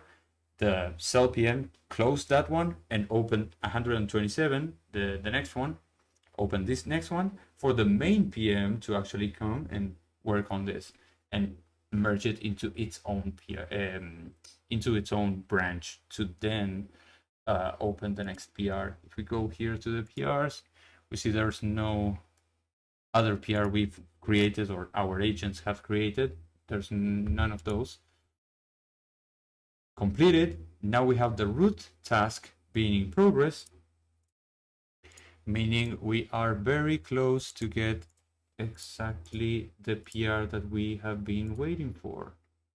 Right here. If we go back, the main PM should be working. Yes.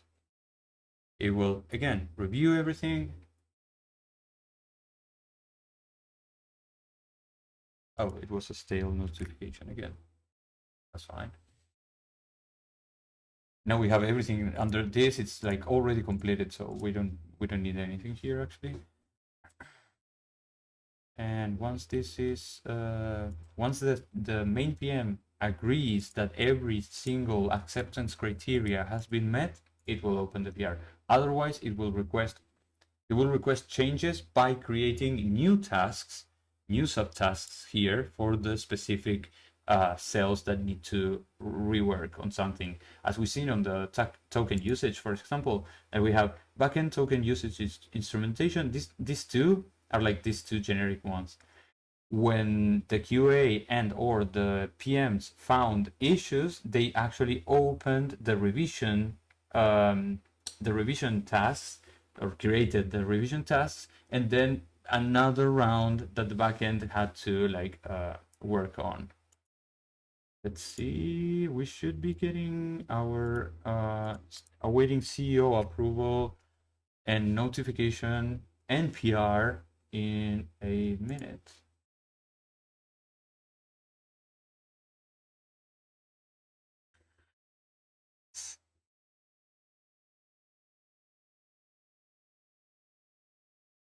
See, RoboCo do note, RoboCo do note, voting mode. Of course, we won't be able to see all this until after we have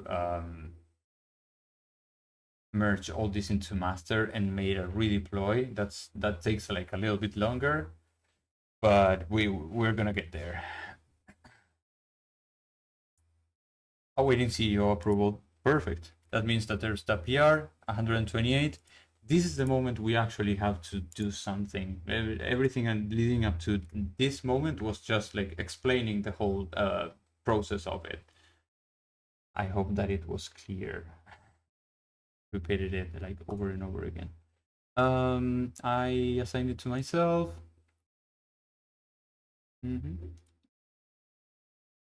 Do we have here 91%? Okay, I cannot like run it. I will, for the sake of the demo, I will just like accept whatever has been done and rework it like later on. But yeah, I would normally run it through my Claude session, my dedicated Claude session, to make sure that everything has been like attended for and there are no missing parts or anything, and that's it. So where is my notification?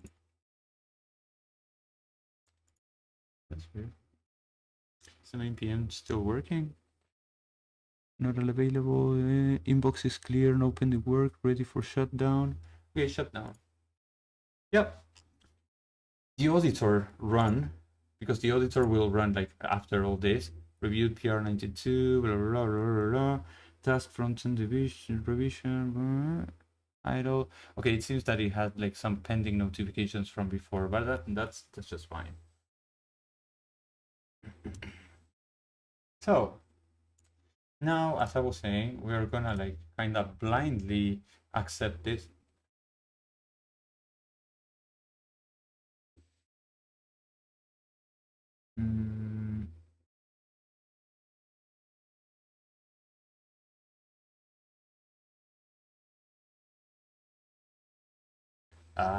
I think I will have to check it out. Okay. I think we will have no alternative. We will have to actually check this out. No, let's just do the following. We're gonna compact this conversation right now. Compact. And then we are gonna like, can you please review this VR?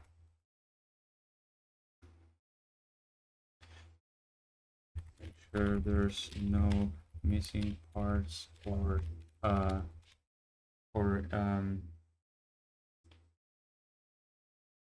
make sure there's no missing parts and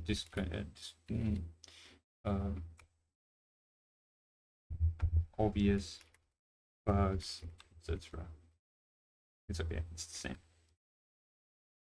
It will surely run like pretty good, so it's fine. I've noticed that who is this? GitHub Advanced Security, that the GitHub Advanced Security security bot. I've noticed that the GitHub security Advanced Security bot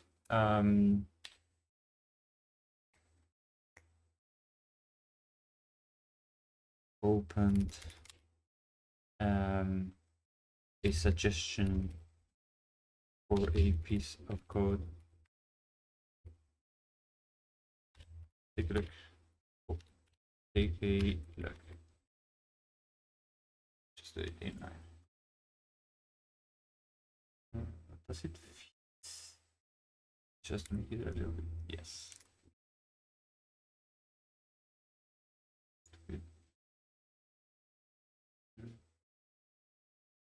Yeah.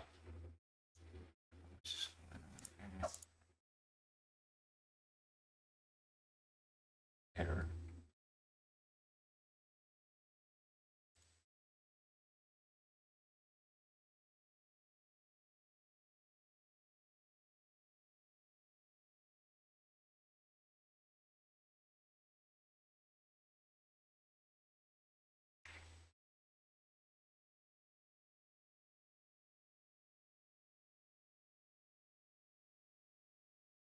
I mean, it makes sense, but this is self-hosted, so it doesn't quite make much sense. I mean, it will at some point whenever I make this like secure for the whenever I make this secure for hosting it like on a VPS or like I don't know, a cloud provider in general. But yeah, I don't think this is like important right now. Yeah, let's do this review. Let's see if this meets the whole criteria that we want. Once we are sure, like if we either are gonna approve it or request some changes, we can literally just actions, approve and merge, or request changes, and that's it. Yeah, review. Okay. So this is more like the manual part of it, but for hold on.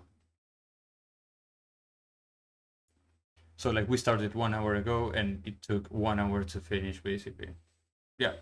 So we in an hour we only put like 15 minutes or even less than that, 10 minutes of actual work, And now it comes like the heaviest part basically of the whole process. But once we review everything, we just approve and merge or request changes, and we keep on we keep on moving like that, instead of like being static there, or like working continuously on the same thing for hours on end. With like a, an only session of Cloud Code could get the job done in an hour or even more, given that it uses already like sub agents and stuff like that. But it doesn't give like the sub agents the right context most of the times and things like that. So like by having this RoboCo system, you can actually like divide the task into like more specialized roles that take care of one thing only. And yeah, it gets everything from zero, from just a piece of rambling. Like you also seen me how I was just like casually talking with the task assistant, and once it's at this point is where we actually have to do something like review everything. Oh, execute your integration points, the comments reference, the element chain, the on conflict constraint, and how the architecture consumes a local route. Okay, that's fine. Let's see.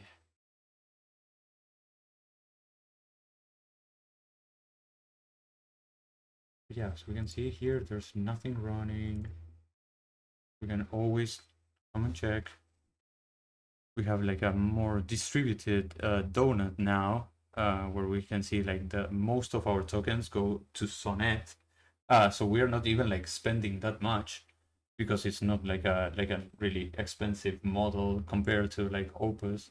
And we are using also like Sonnet 4.6 and Opus 4.6, so like they are not even like Fable or Opus 7, Opus 4.8.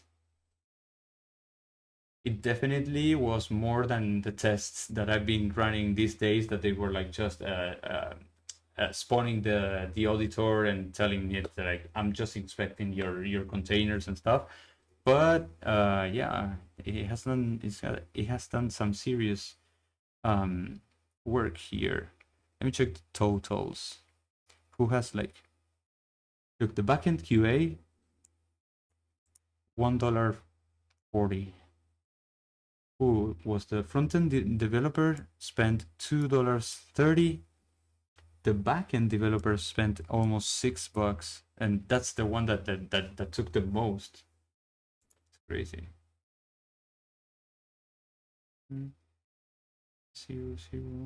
Okay, yeah, not expensive at all.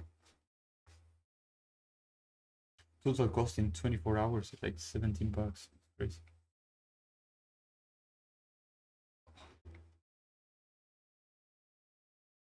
So let's see.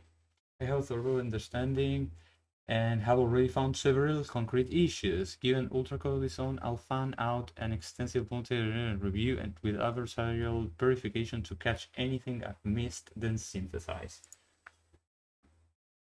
The migration is safe to deploy. I confirm the insert covers not null column. The multi-dimensional review 6 specialist per finding adversarial verification is running in the background. I'll synthesize the verified findings into a PR review once it completes.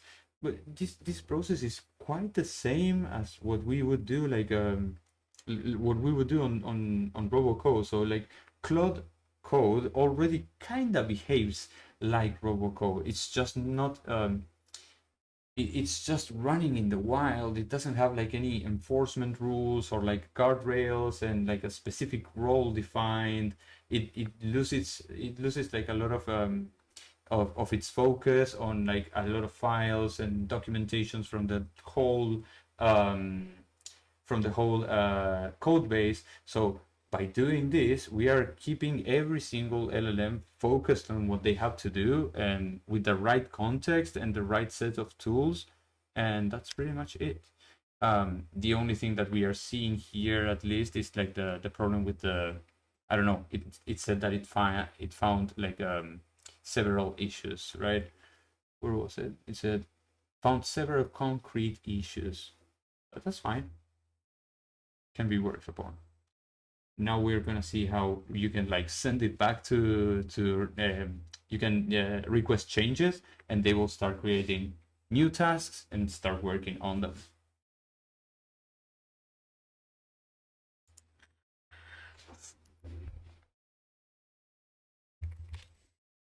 Draft. We're gonna say wait for the review to finish, then draft the request changes. The request changes kind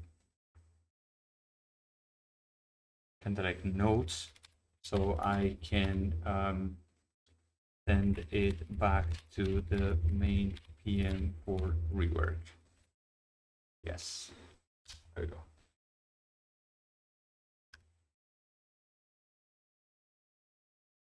That's a lot of agents.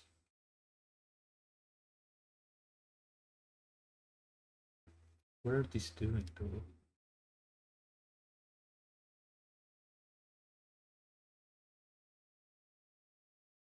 That's a lot of agents. This will take some time.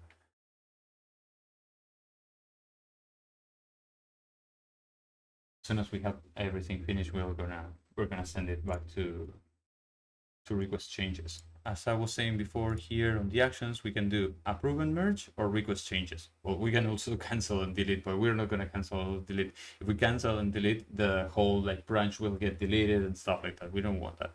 We're gonna request changes. When we request changes, we need to give like what are the required changes in specific.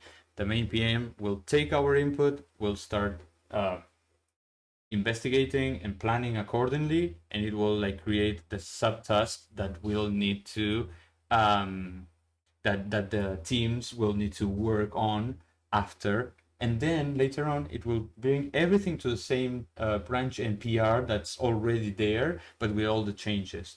Like when we see like the PR 90, it will be like the same thing. We're gonna start seeing like more commits here with the revisions, and that's it, literally.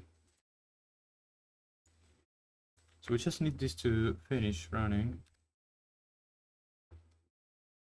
The tests, oof, it's gonna take some time. Yeah.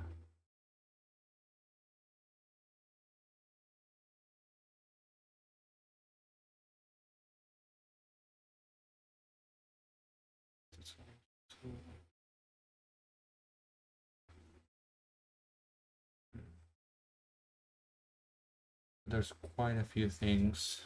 I think it's also like verifying the other. There's like 14 security and quality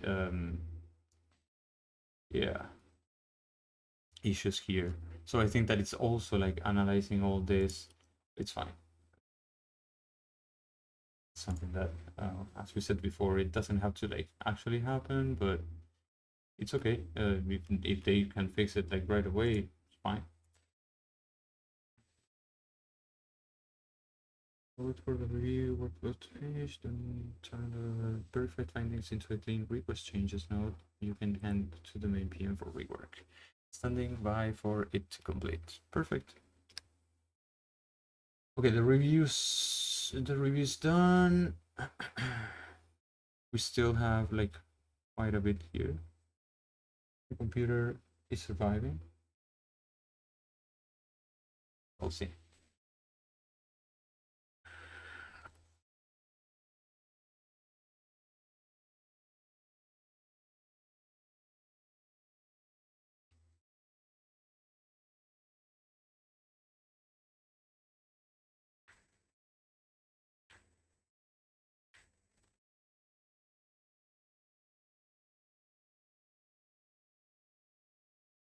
Does it need more? No. At least for now, it doesn't need any more agents to do this, because otherwise it's gonna take like ages. 6, 8, 4, 5, yes. About to finish. It will compile all the findings, and that's it. Oh, it added new agents. Oh no, so you have added new agents. 34 out of 37.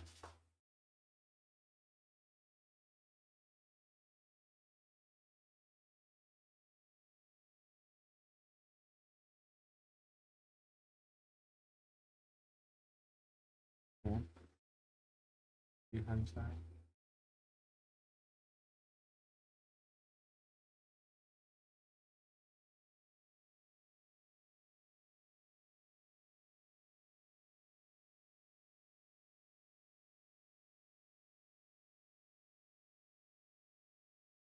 Okay,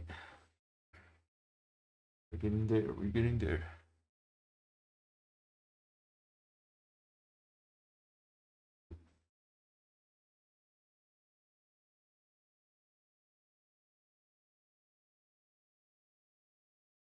Come on.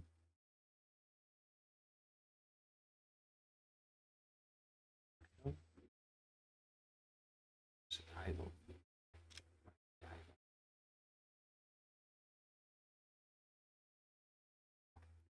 Oh my god. Okay, at least it's just two that it's that has to finish. It's been okay, 8 minutes. I knew that this would take time.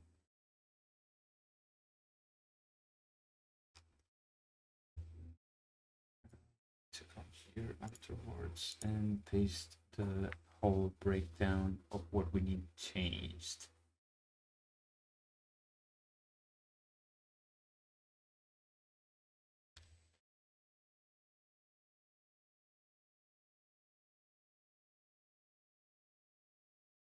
It's not idle at least.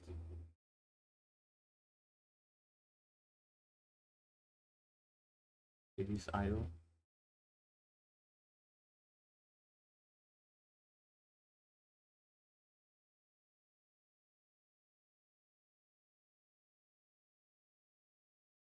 Okay. Progress. What's this doing?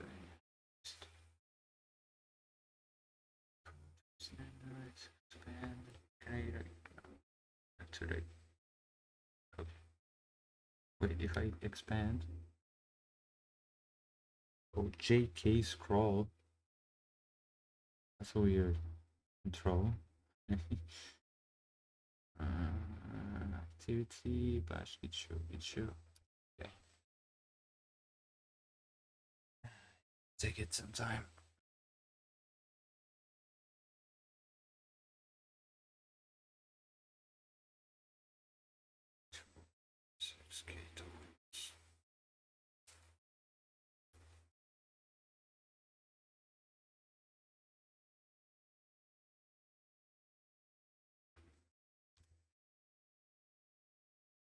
Hmm. 20 seconds.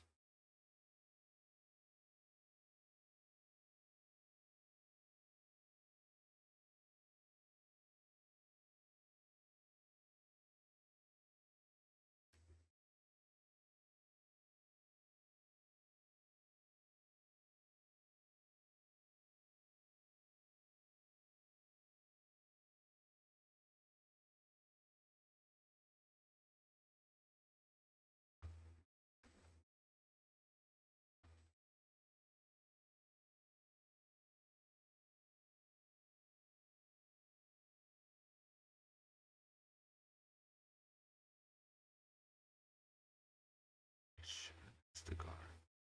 Okay, so it seems like they found a couple issues here.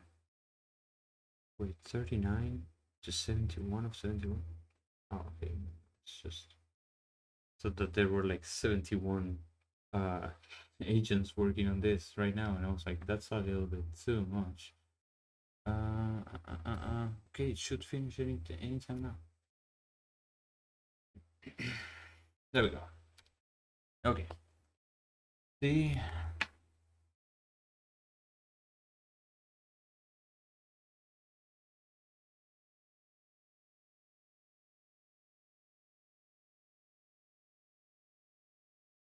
verdict.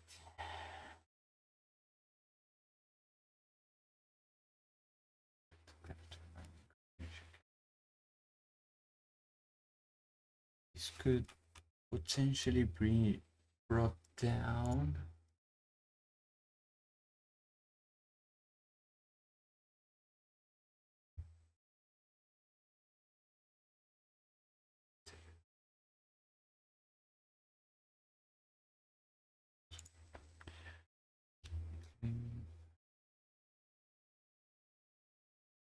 Oh no, no, no, we cannot bring it down because we need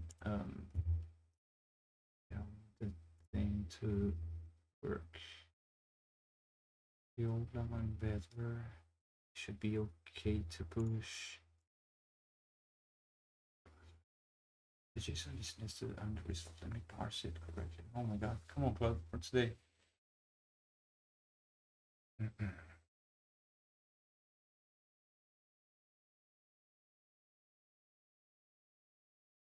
Yeah, this is the problem with a traditional cloud session. You spend a lot of time like waiting for it to like give you one answer and go back and forth, back and forth.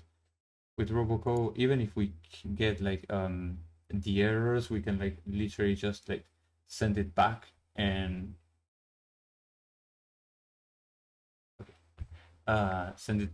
just let them work on it without us having to like be here constantly.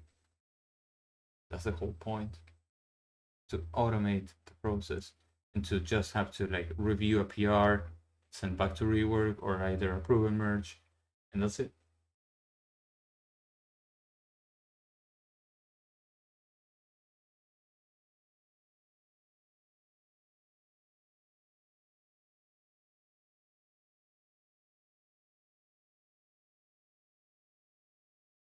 Look into this. I believe in you.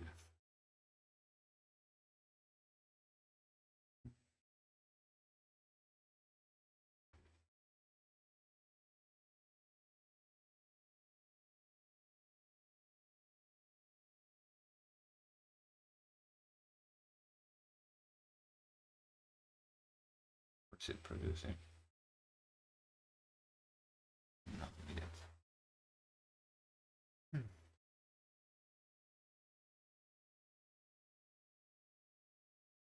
Can I add myself here? Yeah.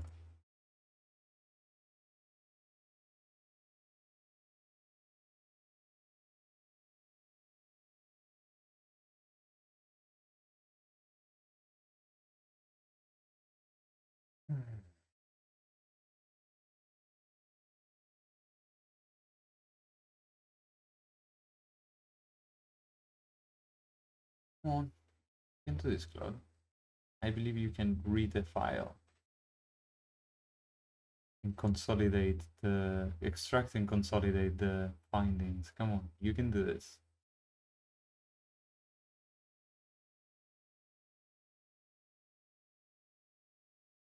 Okay, including critical front-end type mismatches.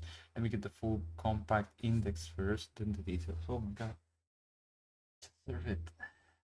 Where did it say that it was? It was like somewhere.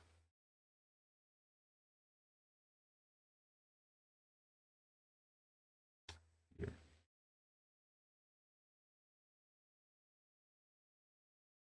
Open file.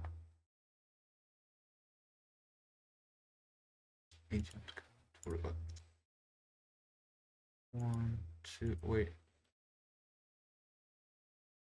Yes. 1, 2, 3. Okay, 6 findings. That's not that bad.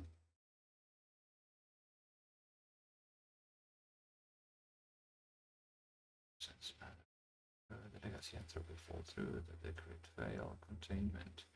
Academics mode routes to a self-hosted mode, but never enables the local provider, so resolve for agent setting defaults back to Anthropic. Okay.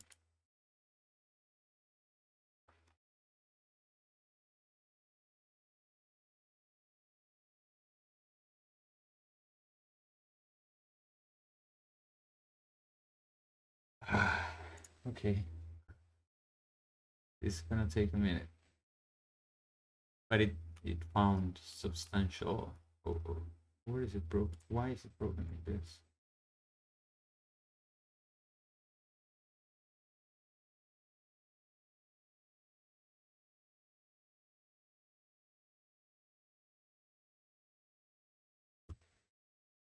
Yeah, because it's just appended. Anyway, contract is broken in 4 places. Let me verify the component findings, Redix empty value, and the consumers before drafting. Okay. Let's see.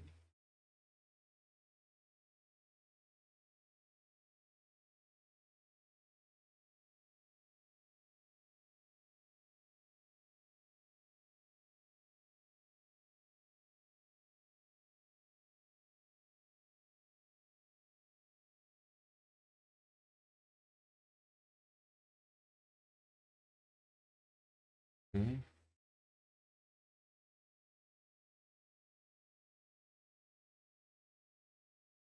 So this on the task itself.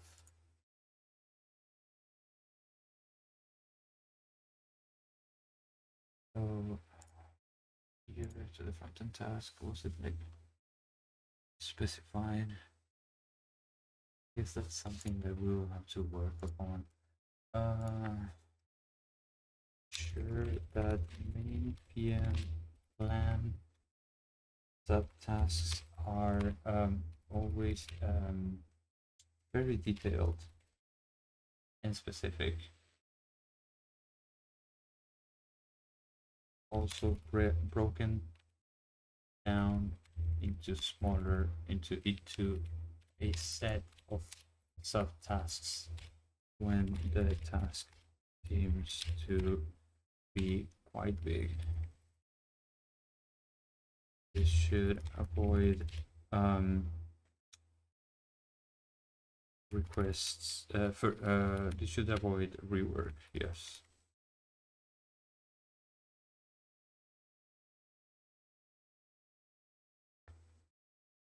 Transform confirm the raw backend shape reaches the component which reads non-existent fields, adds a phantom, self-hosted, and value. A lot of errors. That's something that we cannot control because that's on on Claude's side. But what we can definitely do is like enforce like better, like put on better guardrails for this. As I said, like this should avoid rework.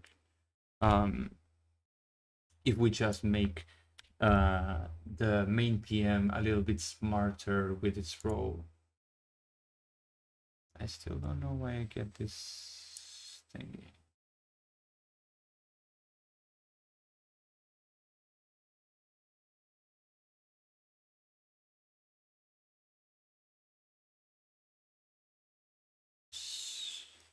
Actions, request changes.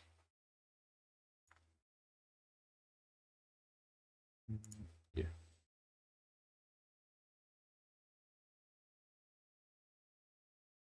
Control map pertaining to front-end calls hits routes that don't exist on the backend. That's the shape mismatches. Let me grab the actual default. Oh, and these two, if the these two is they are like they go together, separated from the rest, because these two should go together, because I'm pretty sure that I just accepted it for the sake of like showing you guys everything, but like the idea here is that the head of marketing and the project owner, they both flagged some issues. Yes, here. They have recorded stuff, and if we go into the journals, I remember that the product owner had some, especially the head of marketing, that said that mentioned the UX UI as like they should like be here. Self-hosted element, UX requirement, must-haves for user-facing quality. And I think that this is the point where everything should be like the API contracts should be established and stuff like that. Response space mismatch.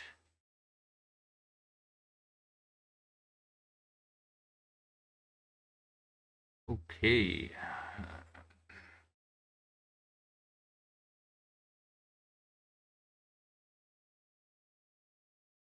We have blockers 1, 2, 3, 4, 5. Should fix 5. Low 5. And then the tests.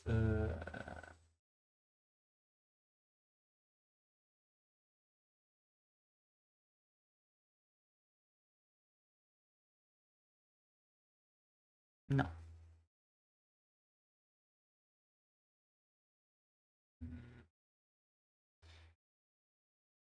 So we're gonna just copy this, bring it out here. Gonna give it like a little bit of shape. We're gonna like clean it a little bit because we have like some weird line jumps here and there. This is because we are just copying from the error message. Yes. This is just because we are copying from the terminal directly, but fix. Wait. Yeah, no, that's fine. Response model. Yes, this goes up. Just a minute, guys, because this is like that. Yeah. Just wait. No, here. Yeah. Here too.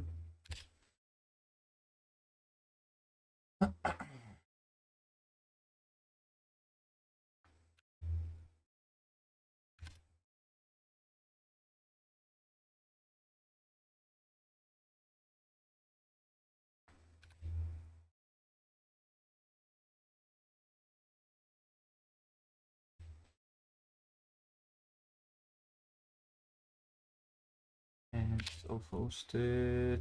We're almost there.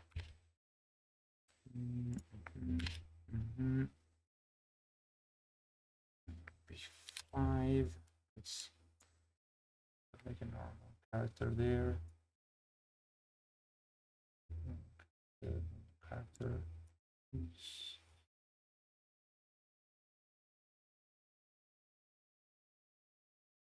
Okay. I am pretty sure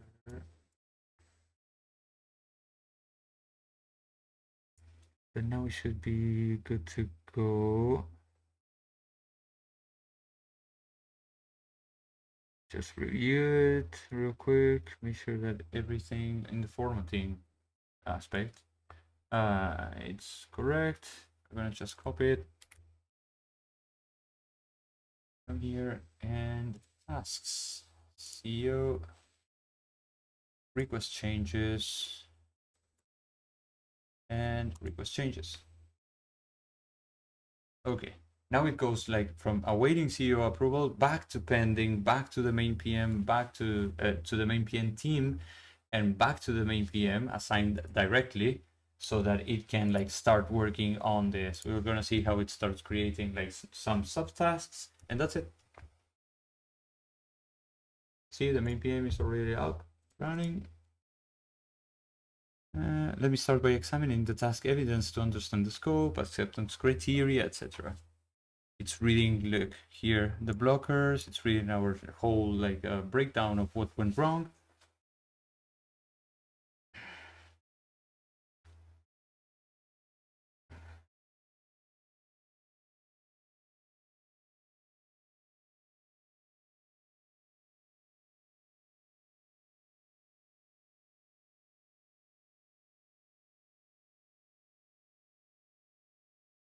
Let's see.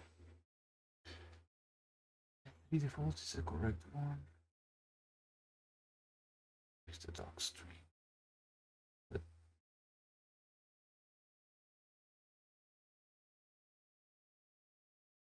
But that's not self-hosted.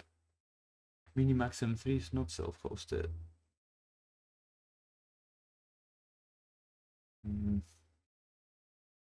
Let me analyze the situation carefully. It's a revision round. The task was previously completed, escalated to CEO, and rejected with detailed feedback. Yes. Prior work, it's analyzing the whole work that has been done before. And it should start creating new tasks now. Let's see here. So just update. Okay, not for now, but it will start working on it, and this PR will stay basically the same until they start pushing new changes into their, again, the same whole process that we went through. They will start working again on that with this baseline. Basically, this is our new baseline. So it's not like we are like discarding everything that was done. We are working on top of it. So yeah, hook blocked turn from ending 9 consecutive times overriding the stop sub-agent hooks. Oh.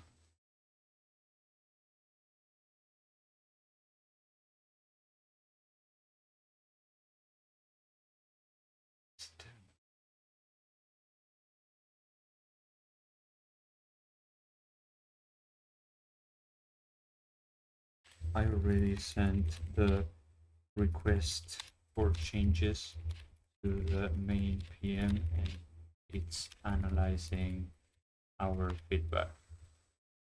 They'll get to work on it in a few minutes. That's all. Just stand by for further instructions.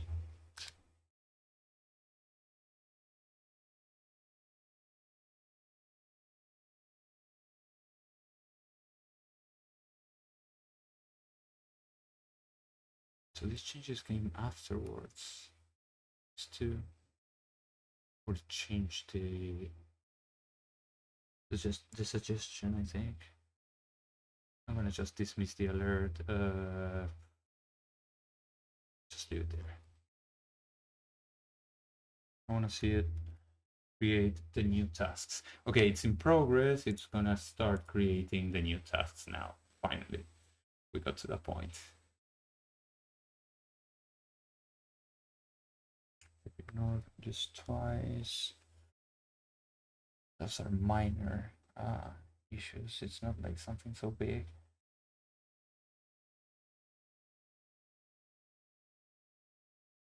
Let's see.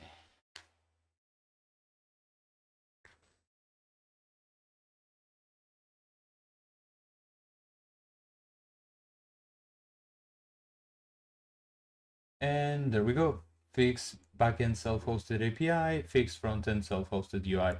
With this, we will have like a much more detailed plan of it and what's the description of the task.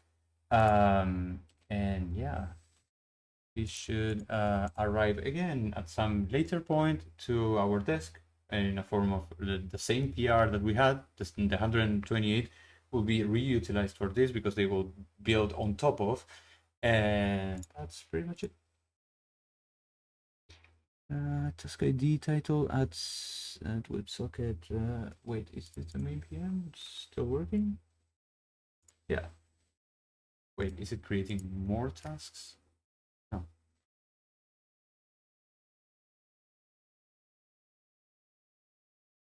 It went idle. Or it called idle at least to go idle. Yeah, they disconnected. And now the backend PM and the front-end PM will start working. And that's pretty much it, what I had to show you today. This is like end-to-end how RoboCo works. Of course, you will have to send to rework and stuff like that, but that's just another way of working with Cloud Code, like 101. The difference here is that you don't have to spend that much time in front of Claude, like going back and forth, like every message, trying to make him remember whenever it's doing something that is wrong. Like you have to like nudge it into the right direction and stuff like that. Like this, it's more like streamlined, right? You prepare a task, you give acceptance criteria and steps for the task. They will go and work on it. There will still be like errors, like working with any LLM will have errors. But if you analyze exactly what they have done and you can, like, send it back to rework, it's literally in 2 hours and a half, more or less. We only actually worked how much, like 20 minutes, half an hour waiting for Claude, but that wasn't even like the time that we were spending on there. It was like more Claude working on. So like, instead of having to, for this whole feature, I could have spent like 3 hours in front of Cloud Code to get to the same point, or I could have like just had RoboCo work for this and like organize it, break it into smaller tasks. You see, now we have them both in progress. Each PM will create each subtask, and we are going back to the same cycle basically, where exactly, there we go. We have our first subtask for the front end to finish, to start working, sorry. And then we have the backend too. Perfect. Yeah. So they will continue working, and we at some point I will be able to merge the PR whenever they are ready with all the changes that they are doing and stuff. But yeah, that's pretty much it. I hope that it has been quite clear how to use it, and like what are the steps that are required from you, the human, the CEO, on this AI software company. On this AI software company. And how much easier it makes your life when coding, basically. This is kind of like vibe coding, but it has very strict, specific guardrails that allow this to not be total chaos. And rather than total chaos, it's like everything pretty much streamlined. Everyone does a role, has a role, and permissions for those roles, and that's it. I don't know why my Cloud Code, it's presenting all these stop hook errors. But anyway, that's all I had for today. I hope that you all enjoyed it, and I guess I'll see you the next time.